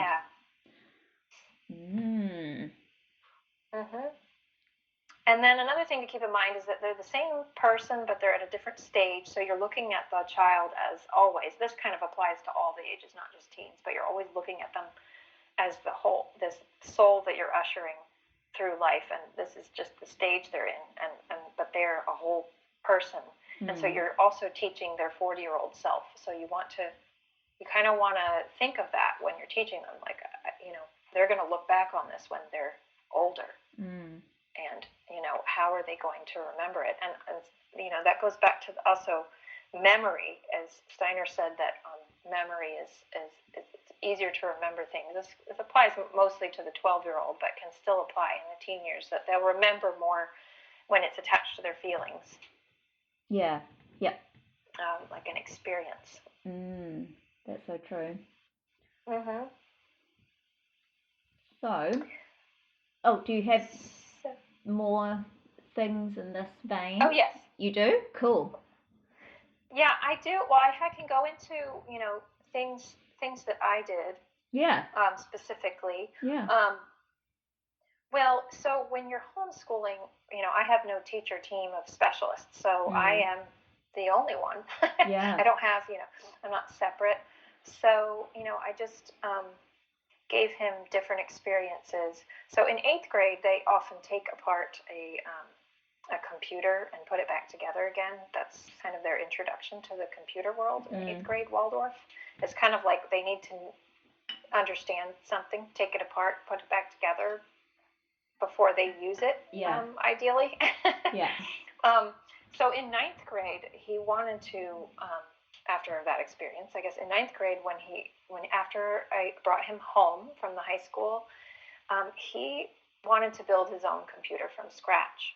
after that experience, because I guess that gave him the confidence. And I feel like he built a different relationship to technology from that experience, because what it is, why they do that is because then consciously the child is in control of the computer, rather than a lot of people just grow up with tech from a very young age, and the tech is in control of them. Yeah. But in this way of taking it apart, putting it together, we give them that consciousness of, no, this was made by humans. We're in control of it. Yeah. So he felt empowered. So he built his own computer from scratch. He had to I had to help him find the parts on the internet, the various parts he needed to build it. So he built his own computer. Cool. Great. Yeah.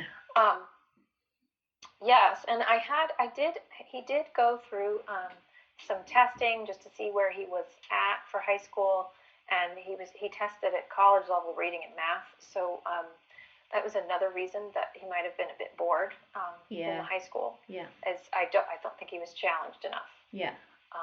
And so I then had this difficult task of, I need to challenge my teenager, and I need to do it all by myself without a team of teachers. Yeah. And so I was very daunted. I really was. I was like, how am I going to do this? But I kind of let him lead the way with his interests a little bit. You can kind of do that at that age if you're homeschooling. So instead of having a set curriculum, I kind of worked with reading Steiner, and then looking at his interests. He worked on a film set for a little while because he had done stop motion. He did stop motion in it, like claymation, but also Lego stop motion. Cool. In 8th grade, when he was at the school for a school project, he did some stop motion. Yeah. They let him do that, which was really cool. And so he worked on a film set for a little while, and they said that he did a really good job. He was helping the director and all that. So he got to kind of see how that worked, because Steiner did say that they need to see how the real world kind of works. They need to explore the world, you know. And so he did that. And so I started gearing him out to the world. Steiner said that if you don't gear them out towards the world, they can become self-absorbed. Right. So that was a big message, that a takeaway, is that they can become too absorbed with their own selves and self-critical, and all that judgment and everything that they're doing is going to flow right back into their own self. Yeah. But if you keep them engaged in projects of the world, anything out in the world, that they'll focus on the world instead, and it's just healthier. So I also did had him face outward towards the world by mostly through conversation. So we would have at least once a week, we would have 2-hour conversations about all kinds of things, the world, economics, everything, politics. I made sure with politics and economics to not interject my own opinions. I just said, here's what's happening out in the world, and I let him form his own judgments about them. So, and I also showed him as many different perspectives and sides as I could. Did you schedule that time, or was it just sporadic? Well, in 10th grade, they do an economics and government block, usually. Yeah. And so that's when I did that.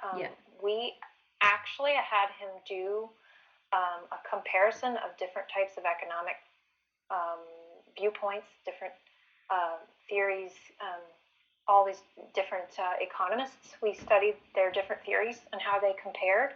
So, and also I included in that, because I felt like I included Steiner's threefolding in that. Yeah. So I had him do that. And because then he was switching then to wanting to be a graphic designer. He had a real, we had in 9th grade, I had taken him to a zine. I don't know if you know what a zine is. Yeah. But explain for people who don't know what they are. So I don't really know if I'm good at explaining this, but I think it's like it's where a bunch of artists get together, and they had set up tables. And they make, they're artists that make different graphics. So kind of make their own little mini comic books or mini magazines or whatever it is. Yes, it's different than a Comic-Con, but it's like a zine where people are they're doing various types of art. And like graphics and stuff. So I took him to that, and I had him go to each booth, and we talked to each of the artists, and so he could get a feel for how these are all mostly college students or working artists. And then they told him about their background, how they got into it, how they create their art. And so that was really a nice educational field trip when he was getting into graphic design. Yeah. But I'm forgetting what I was saying. So he was going to graphic design. Oh, yes. So for his main lesson book for government and economics, and we also did ancient Greece. They do ancient Greece again in 10th grade. Oh, right. Just like they did in 5th. They come back around to it, but a little deeper. So we did the Odyssey. Yeah. But anyway, so with graphic design, instead of doing main lesson pages on paper, which he had done for years, I allowed him to use Adobe and do main lesson pages in Adobe because he really wanted to teach himself how to use it. Yeah, right. And so he even did the borders and everything. He did all the main lesson pages he designed in Adobe Illustrator, and he did a really good job. Nice. And so he would take those economists and the different thing, and he'd put them into the layout of the pages and his words and everything, and did it all on computer that he built. So awesome. Really building on old skills. Yeah. So, but every child would be different. Not every child would want to go this way, but maybe I'm lucky than having a child who knew what he wanted to do from a young age. That might not. You might have to explore various different things. Yeah. In that direction. But Steiner said that artistic expression is a must for the teenage age, so he decided to do that through graphic design. We also, drawing should go in high school from black and white to color. I guess color expresses their emotions a lot. And so what he did was I would have him do his graphic design on paper, and actually with pen and ink. Yeah. And then he would transfer that to color, and then transfer that into the computer with Adobe, so that he was going from analog to digital. Yeah. And they need to see the purpose in art, which is why I had him talk to those zine people, and needs to see content and form and also challenges. They need to be challenged. So he did graphic design challenges in high school. So where, you have a challenge, like, okay, he took part in an online challenge of other teenagers where everyone had an assignment. You need to make a graphic design for like a metal smithing company. And then everybody does one. They all do it differently. And so instead of having him do it for a living or a job early, I had him do it as like a fun, just keeping it fun at first. Did he did he know the group of kids that were doing it, or was it just an online thing you came across?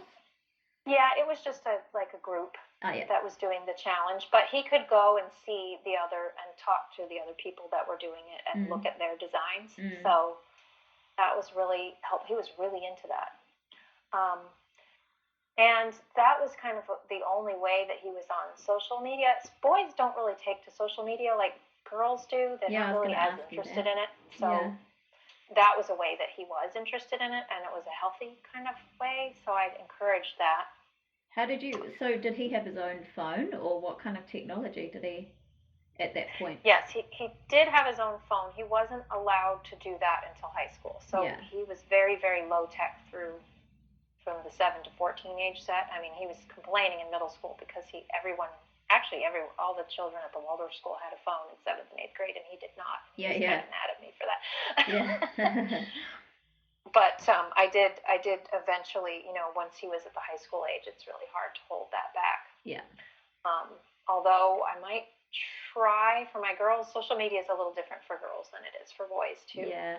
How did you hold that with him in regards to being safe? And I mean, you can't obviously watch what they do 24/7, but did you have rules around it?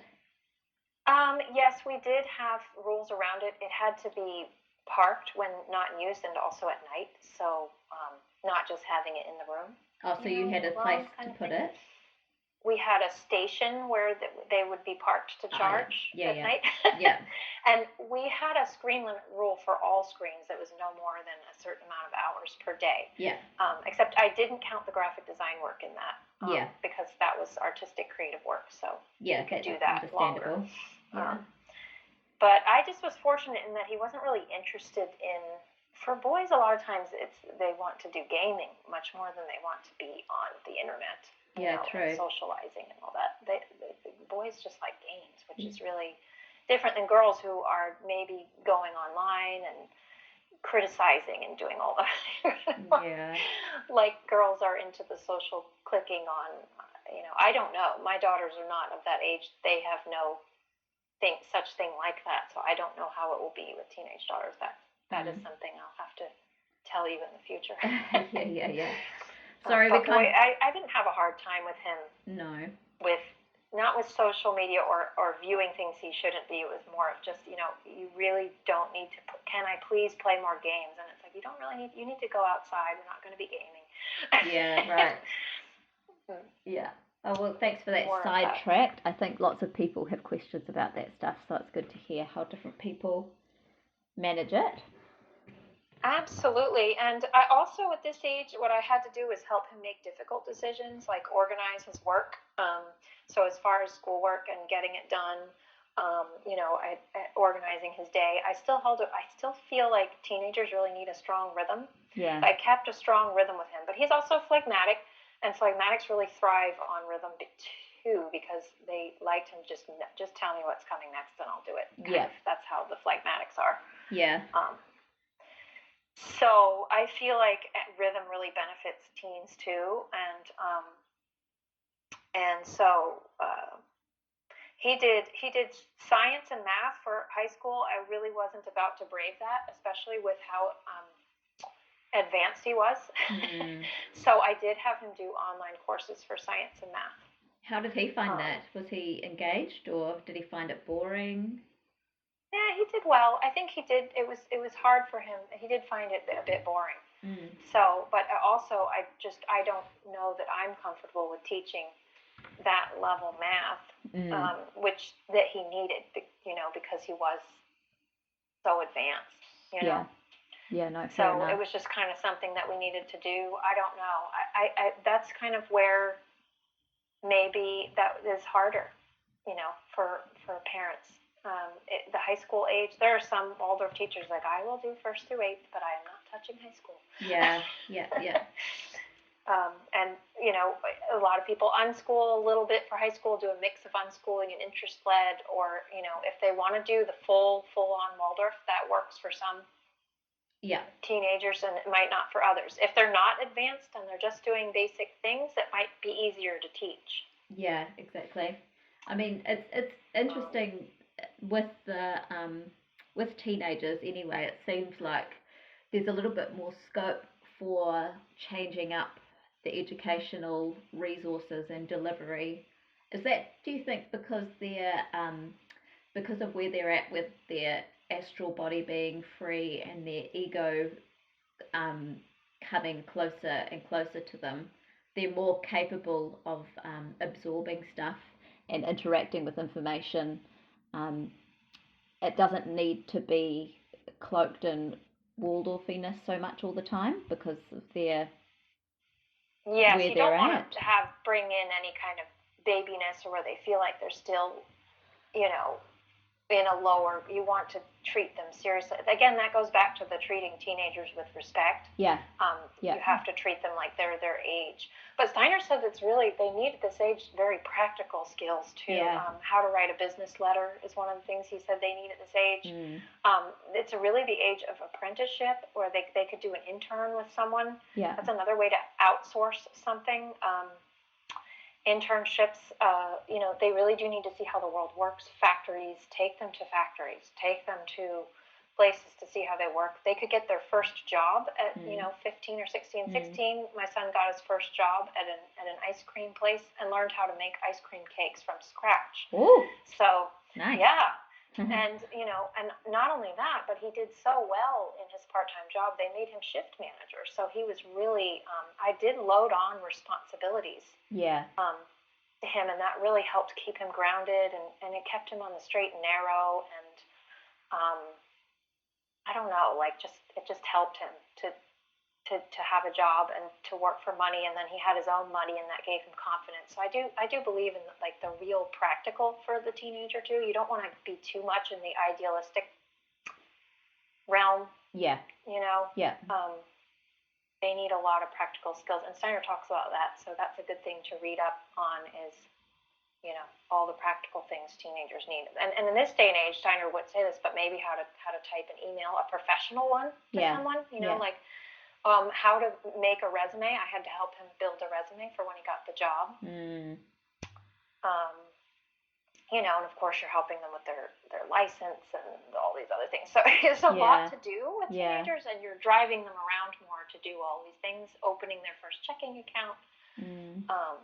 All that in addition to the other things, it can be a lot. And if you have little ones too, it really can be. I had to balance out what I'm doing with my younger ones with making sure that my teen, because they are so self-sufficient, I had to make a point to not just neglect my teen and be like, oh, he's fine. You know, I had to be like, hey, you know, what do you need to do today? Did you get your essay done? Did you do this? And then, you know, all the while also putting in, you know, when he was in 12th grade, that's when they do the Parsifal typically.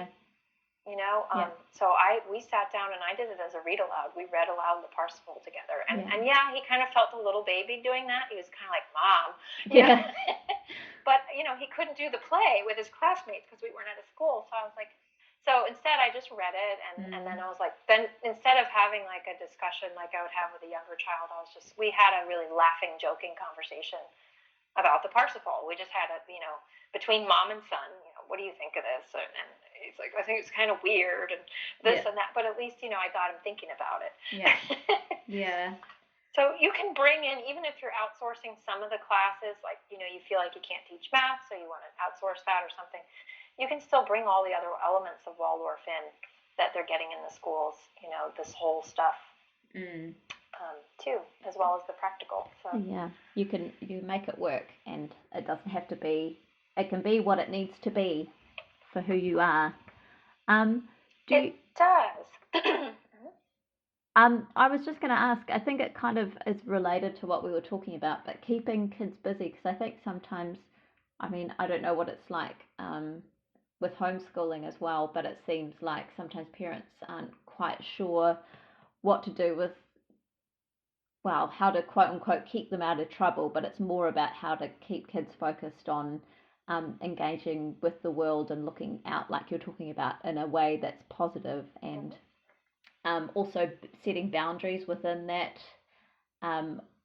loosening of authority that the parents and the teachers are giving.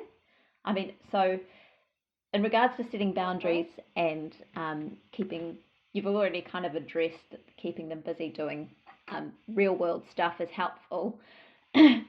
But setting boundaries with them, is that how would you go about doing that, or how did you? Is it different at different teenage ages, so to speak? Yeah, it depends, and again, that's going to depend on the teenager and the age.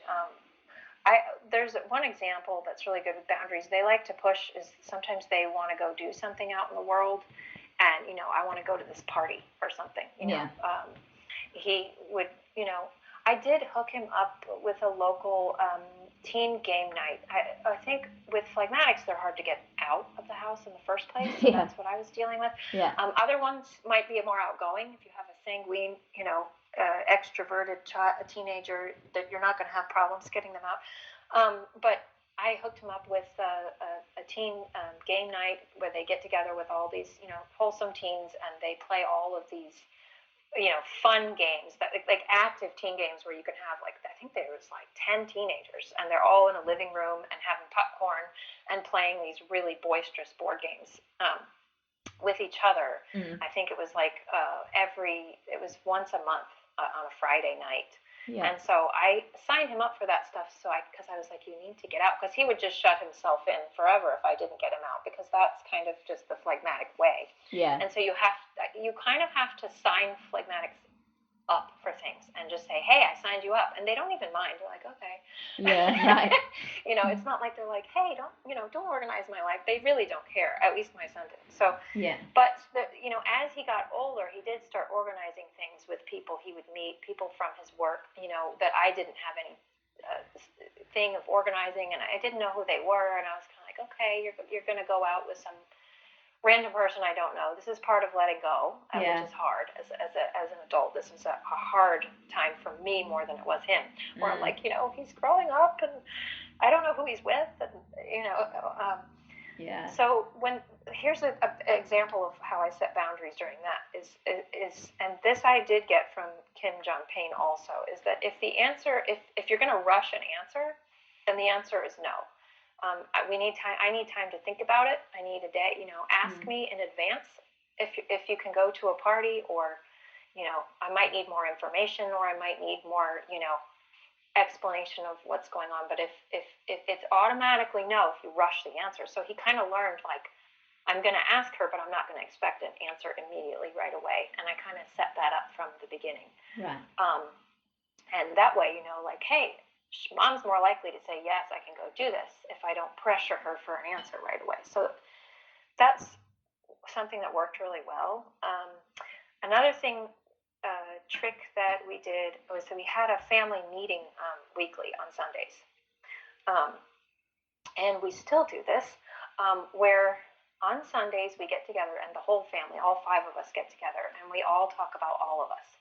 And nobody's excluded. So it's not just pointing out something someone's doing wrong, or we discuss the past week, the past 7 days. We discuss, like, what everybody's doing. Are they doing what they need to be doing to progress in life? Are they, what was hard about the week? What are some trouble things you had? And then what are some great things that happened about the week? And that's all we do. We leave it at that.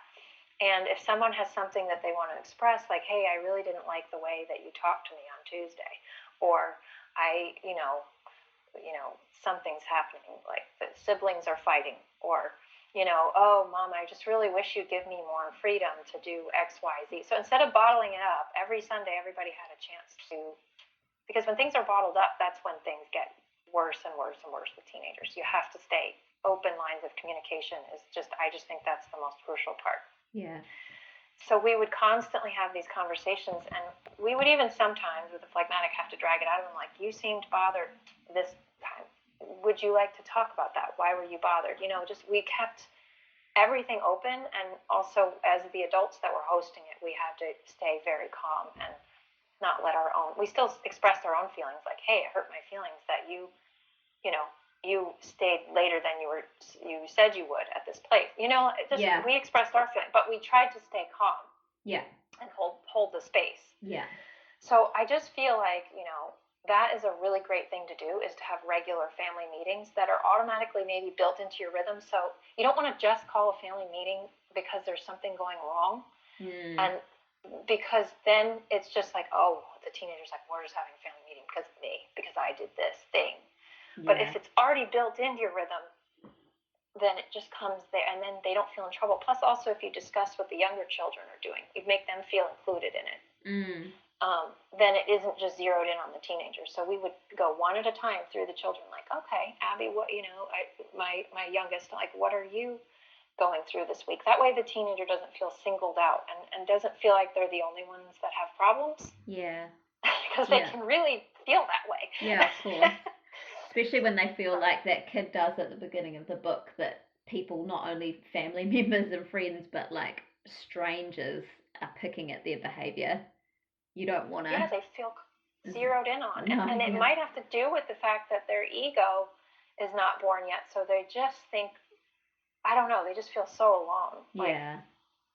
Their ego isn't firmly grounded in the world. So they just feel like everything is about them. They do think they're the center of the universe, and they're not. And so the family meetings help them realize that they're not, like, oh, there's other people and they're going through things.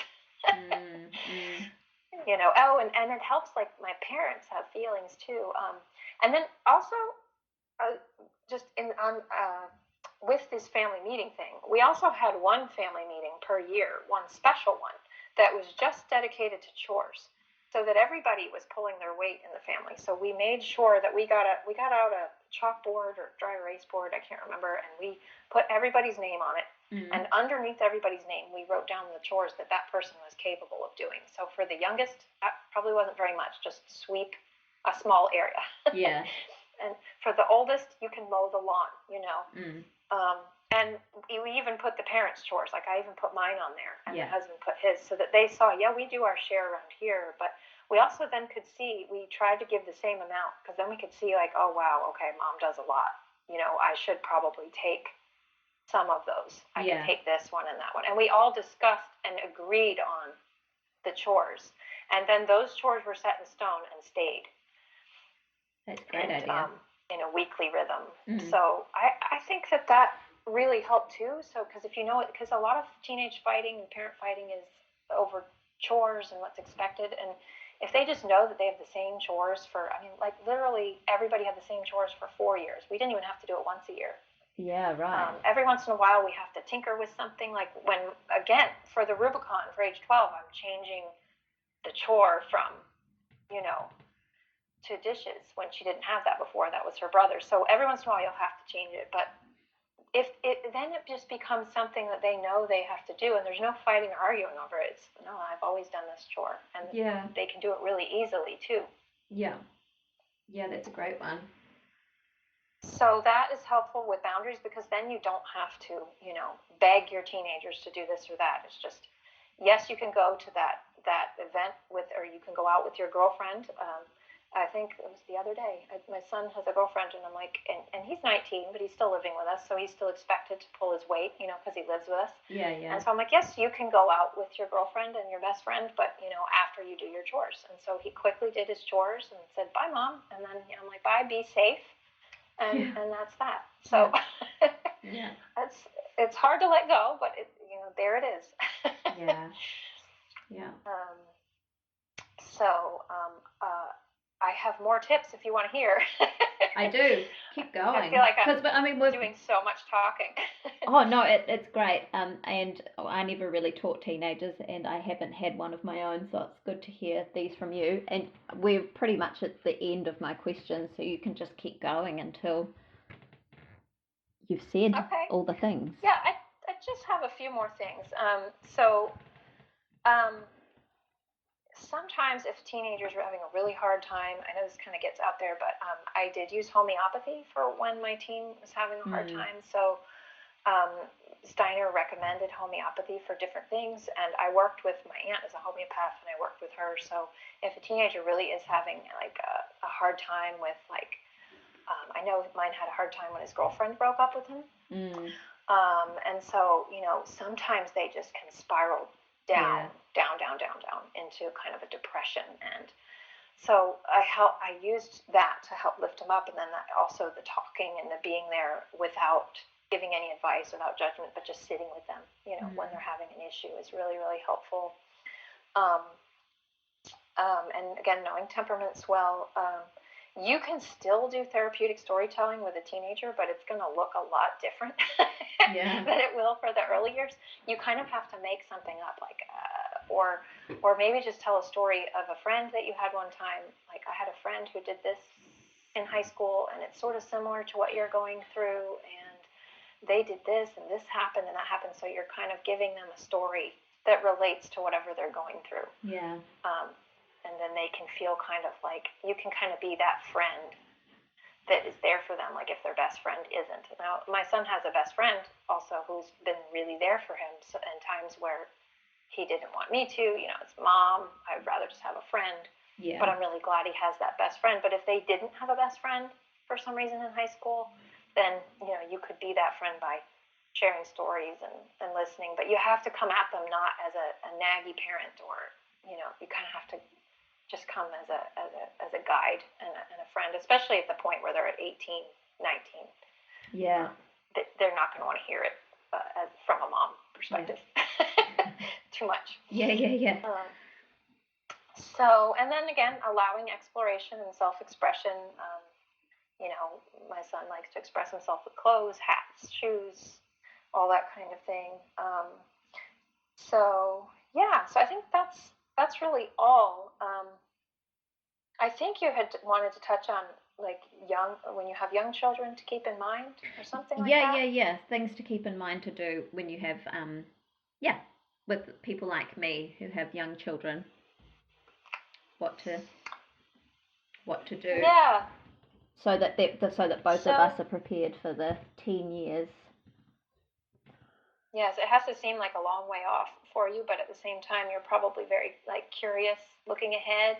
Yeah, yeah, and I kind of already have a feeling of what kind of a like you said, when you've got a toddler, you kind of get a bit of an insight into what the teen years might be like, and I kind of have a little feeling of what it might be like, and so it's good to kind of prepare us both. Not that I don't feel scared or nervous about it. I just want it to be as wonderful and health giving as it can be for us both. And like you say, Wow. it not be this kind of like shock to the system when Phoenix goes through these changes. It's more like, oh yeah, well, we kind of knew this was coming. Yeah, and it's very gradual, so you have plenty of time. And I think with all you know already, I think you're going to be just fine. Oh But yeah, yeah. to people out there who might have children, for you, I would say that, again, I said this before, but they're the same person, but they're at a different stage. So you can catch a glimpse, mini glimpses as they're growing up as to what they would be like. So you can kind of imagine, okay, I know this child very well. I've known them since they were born. And you can kind of imagine them at that stage in a way of when they're going to have the typical emotional upheaval that all teens might have, just because they have to go through, that they're going to go through the birth of the astral. You already know that ahead of time. So, but the chief thing is, especially for the curriculum, is too much intellect. Steiner said the chief mistake between 7 and 14 is too much intellect, and I do believe he said that makes the teenage years much harder if you did put too much intellect in there. So if you really nurture those feelings between 7 to 14, and you really give them all that soul milk, I do think that makes the teenage years a lot easier. And the use of feeling for memory. So in 7 to 14 year stage, they're going through these subjects in the curriculum, and they're going through them in a feeling and artistic way. And then you touch back on those same subjects a lot of the time in high school, and things deepen. So then they'll deepen. So if you really give them in the feeling stage all those things, they can then have the memory, of them as they get older, and then they will want to dive deep intellectually. And when they're busy diving deep intellectually in the teenage years, if this makes sense, then they will be engaged in that, and they'll have a curious mindset that wasn't really dampened and hindered. Because if you kill their love of learning in the elementary years, they're really not going to be interested in it in the teen years. They're just gonna they're burnt out. You don't want to burn them out by the time they get to 14, because then, so the really engaged, enthusiastic part of my son was, nurtured in a young age, and so then he, kept that going. He wasn't burnt out on learning in high school years, so he continued to self-teach and be interested in things. In fact, he made our planners and our website even. He got really that far into learning about computers, and but I do think Waldorf had a lot to do with that, of his love of wanting to learn new things. Yeah. Oh, that's great. But there's challenges too. So another thing that Steiner said is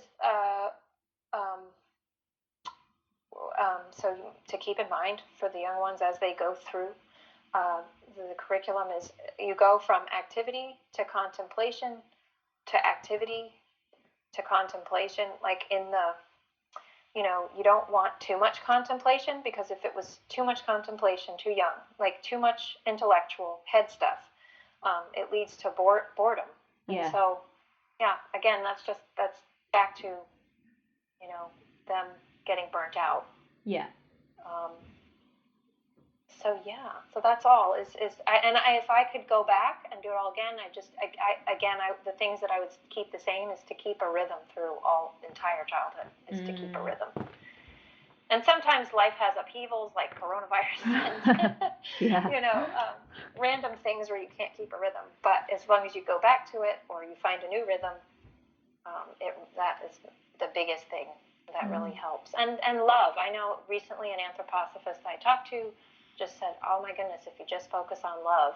I know that sounds cliche and pie in the sky, and everyone says all you need is love, but it's really true. If you're staying in that loving space with your child, then you can't go wrong through the teenage years. But you have to stay there. Yeah. So yeah, I think that's all I got as far as. I might think of another thing after we're done talking, but I think that's a lot. Yeah, it's great. So much for people to ponder. This would be one if I had heard it. I think when I go through and edit it again, I'm going to have hear things that I haven't heard before, or haven't heard this time round, because it's just there's so much good stuff in here in this conversation that you've done all this research for and lived research, being a parent and having experienced it and stuff. And it's just really interesting because it sounds like, I mean, of course you had your challenges, and it's not like your life has been just a walk in the park, but you know what I mean? And it would be really easy to listen to your story here and to assume that it just has all flowed for you, but I know that it hasn't. And I think it's important for people to know that it does take work, but also it's possible to make. Every kid is different, and every teenage experience is different, and depending on where you live and your family situation and all kinds of things, there are all kinds of challenges that will come up, and not to fear them. But I really think that bit of advice about creating rhythm and keep holding that rhythm as much as you can throughout your child's life. If you can just do that right, so that your child feels secure and has a sense of a foundation of where they're standing, even if they fall and kind of lose their way a bit, but they've always got something to come back to that's it's not even just you, it's something external it's almost external, but also held by you. I think everybody, regardless of situation, could make that work for their family. Oh yes, and I want to say that is so true about it has definitely not been a walk in the park, but online, because I do have such respect for my children, I don't go into a lot of details of things, the hard things they've gone through. I don't really share those things because I feel like that's theirs to share, and I don't want to out them on social media. I don't complain about my children on social media. I don't air their problems because I don't want them to become adults later and say, "Oh, look what you said about me on the internet about what I went through." I don't. So I tried in the podcast to be as open as I can about about helping, but without sharing too much, where they'd be like, "Oh, Mom did a podcast on it," Yeah, no, I totally understand. I hope it was finding the balance, because I realize I can't get too specific with them and their issues. I just said what I know that they would be okay with me sharing, but I really do want to emphasize, no, it has not been a walk in the park. It's been through struggles and many, many, many struggles. It's a lot of work, I'll say, but it's worth it. Yeah. It was worth all of the effort and worth all of the studying, because then you have this adult that, at least, even if they're not perfect, none of us are. But they've kind of got a good shot at adulthood, and being, at least maybe needing less therapy than they would have. I don't know. I'm laughing at myself, because there's no way to be a perfect parent. No, there isn't. But these tips that Steiner gives and all these indications, I always relate back to the garden, because I'm like, okay, you can grow a garden and it can be full of weeds, and you can just pull them out and you can get all these great tips. And you're never going to have a perfect garden, but it's just going to be so much more flourishing and thriving if you use Steiner's indications for child development. And that's really the point. It's not to be perfect, but, just to take these and apply them and see how they work. And if they don't work, then, trying other things and yep, definitely seeing how it goes. So, right. But it's worth sharing. Yeah, definitely. So I think because both you and I have read there's quite a lot of books and different lectures that we researched for this podcast. So it might be best to maybe mention your top 2 books, and then I might write a list of the rest of them in the show notes, and then we can talk more. Well, you can just mention your website and your planner and that kind of thing, where people can find out about that. Problem. Yeah, so the top 2, I think, that have the most meat in them is for the teenage years is Education for Adolescence, because that's going to take you. It does touch on the 9-year change in there too. Yeah, it does. It's not only adolescence, so it's worth reading early, but it goes all through 12, and he wrote it because there was an opening of a upper high school. Or not wrote it, but he gave these lectures because there was a high school opening. Yeah. So it's worth getting, but it's worth reading even early, like you are reading it when they're young.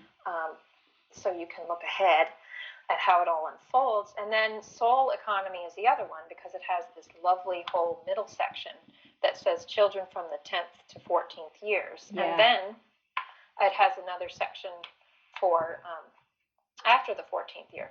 So it'll take you through a lot of that. Plus, it's just a wonderful book. It's very good.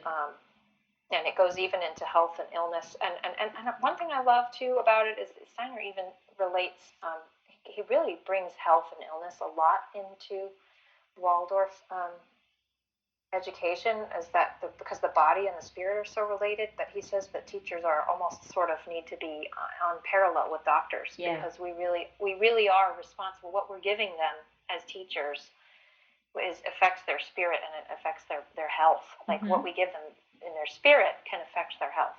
Yeah. So that's a huge responsibility. Indeed. Yeah. Especially when you're the parent and the teacher. That's quite full on. Yes.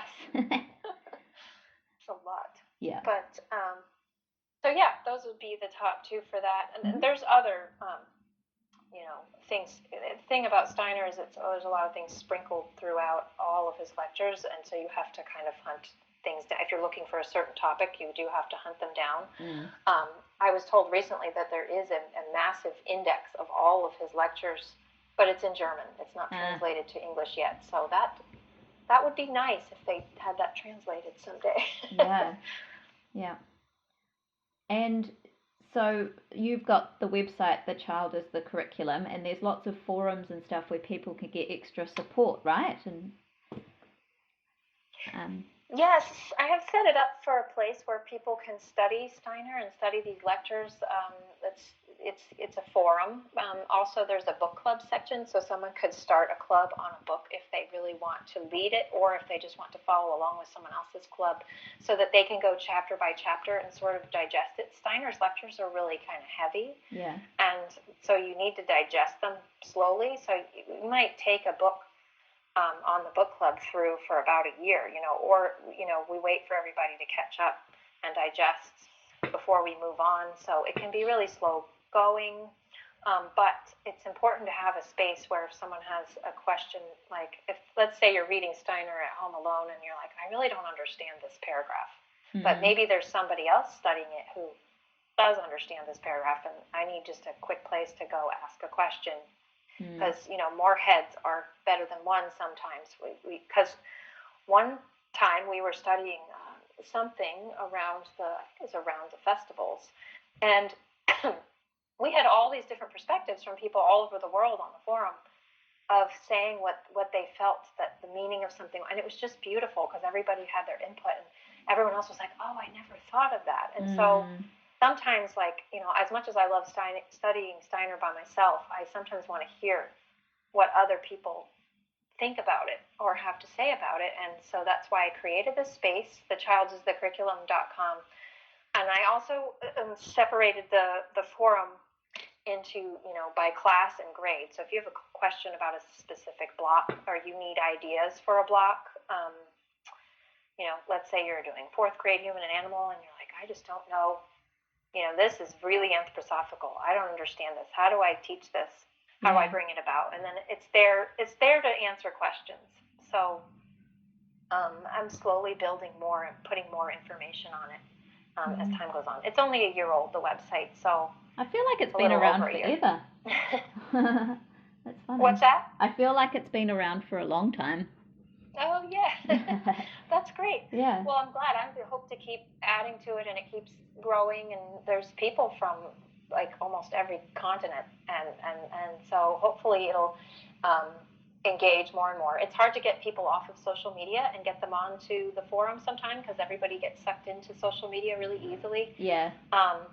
But it's a great space for if you just want to get away from all the noise and distraction of social media and just sort of like really zero in on studying something specific. So that's kind of what it's there for as a way. And then I have, my son, who is, so talented with Adobe, designed 2 different Waldorf-inspired planners that we have linked to through my website too.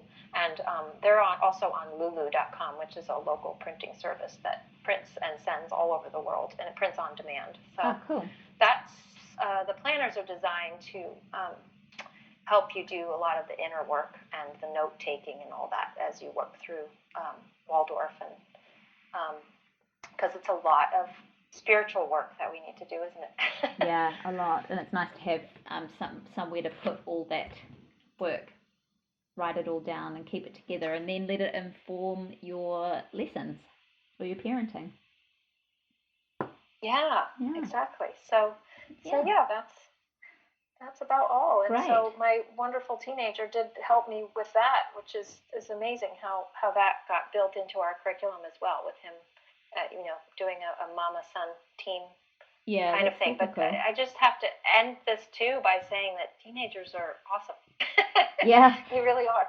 Teenagers are awesome, and they're full of energy, and I love that the vibe that they have of just like anything's possible, and they can change the world, and they notice things that we don't notice, and like you can just see the future in them, and it's just it's really special and a gift to be working with teenagers and just help guide, like you say, guide that enthusiasm, help them learn where they can put that to become the world changers that you can see that they want to be. Bless their socks. Yeah, and it's just like being an usher. We get to be ushers for them, which is really and it's an honorable job. So certainly is. Yay for teenagers. Yay for teenagers. And thank you very much for being here to speak about teenagers. I really appreciate all the effort you've put in and the 2.5 hours of talking. Oh, I love it. I always love talking to you. Let's do more in the future if we can. Oh, we certainly will. I'm sure we'll find many other topics to talk about. Well, yay. Thank you, Annie. And I'll put the social media links there too, so people can connect with Annie on Instagram and Facebook. Are you on Facebook? Yeah, I'll put that there too, and you can go say hello and how much you enjoyed her chat. Okay. Thank you so much, Amanda, for being such a wonderful host and interviewer. Thank you. No worries. Thanks, Annie. Okay. Bye-bye. Thank you. Right. You still there? All right. Good. Yes, I'm still here. Did you hit stop? I did. I hit stop. Well, that was a really wonderful 2.5 hours we got in. I know. That's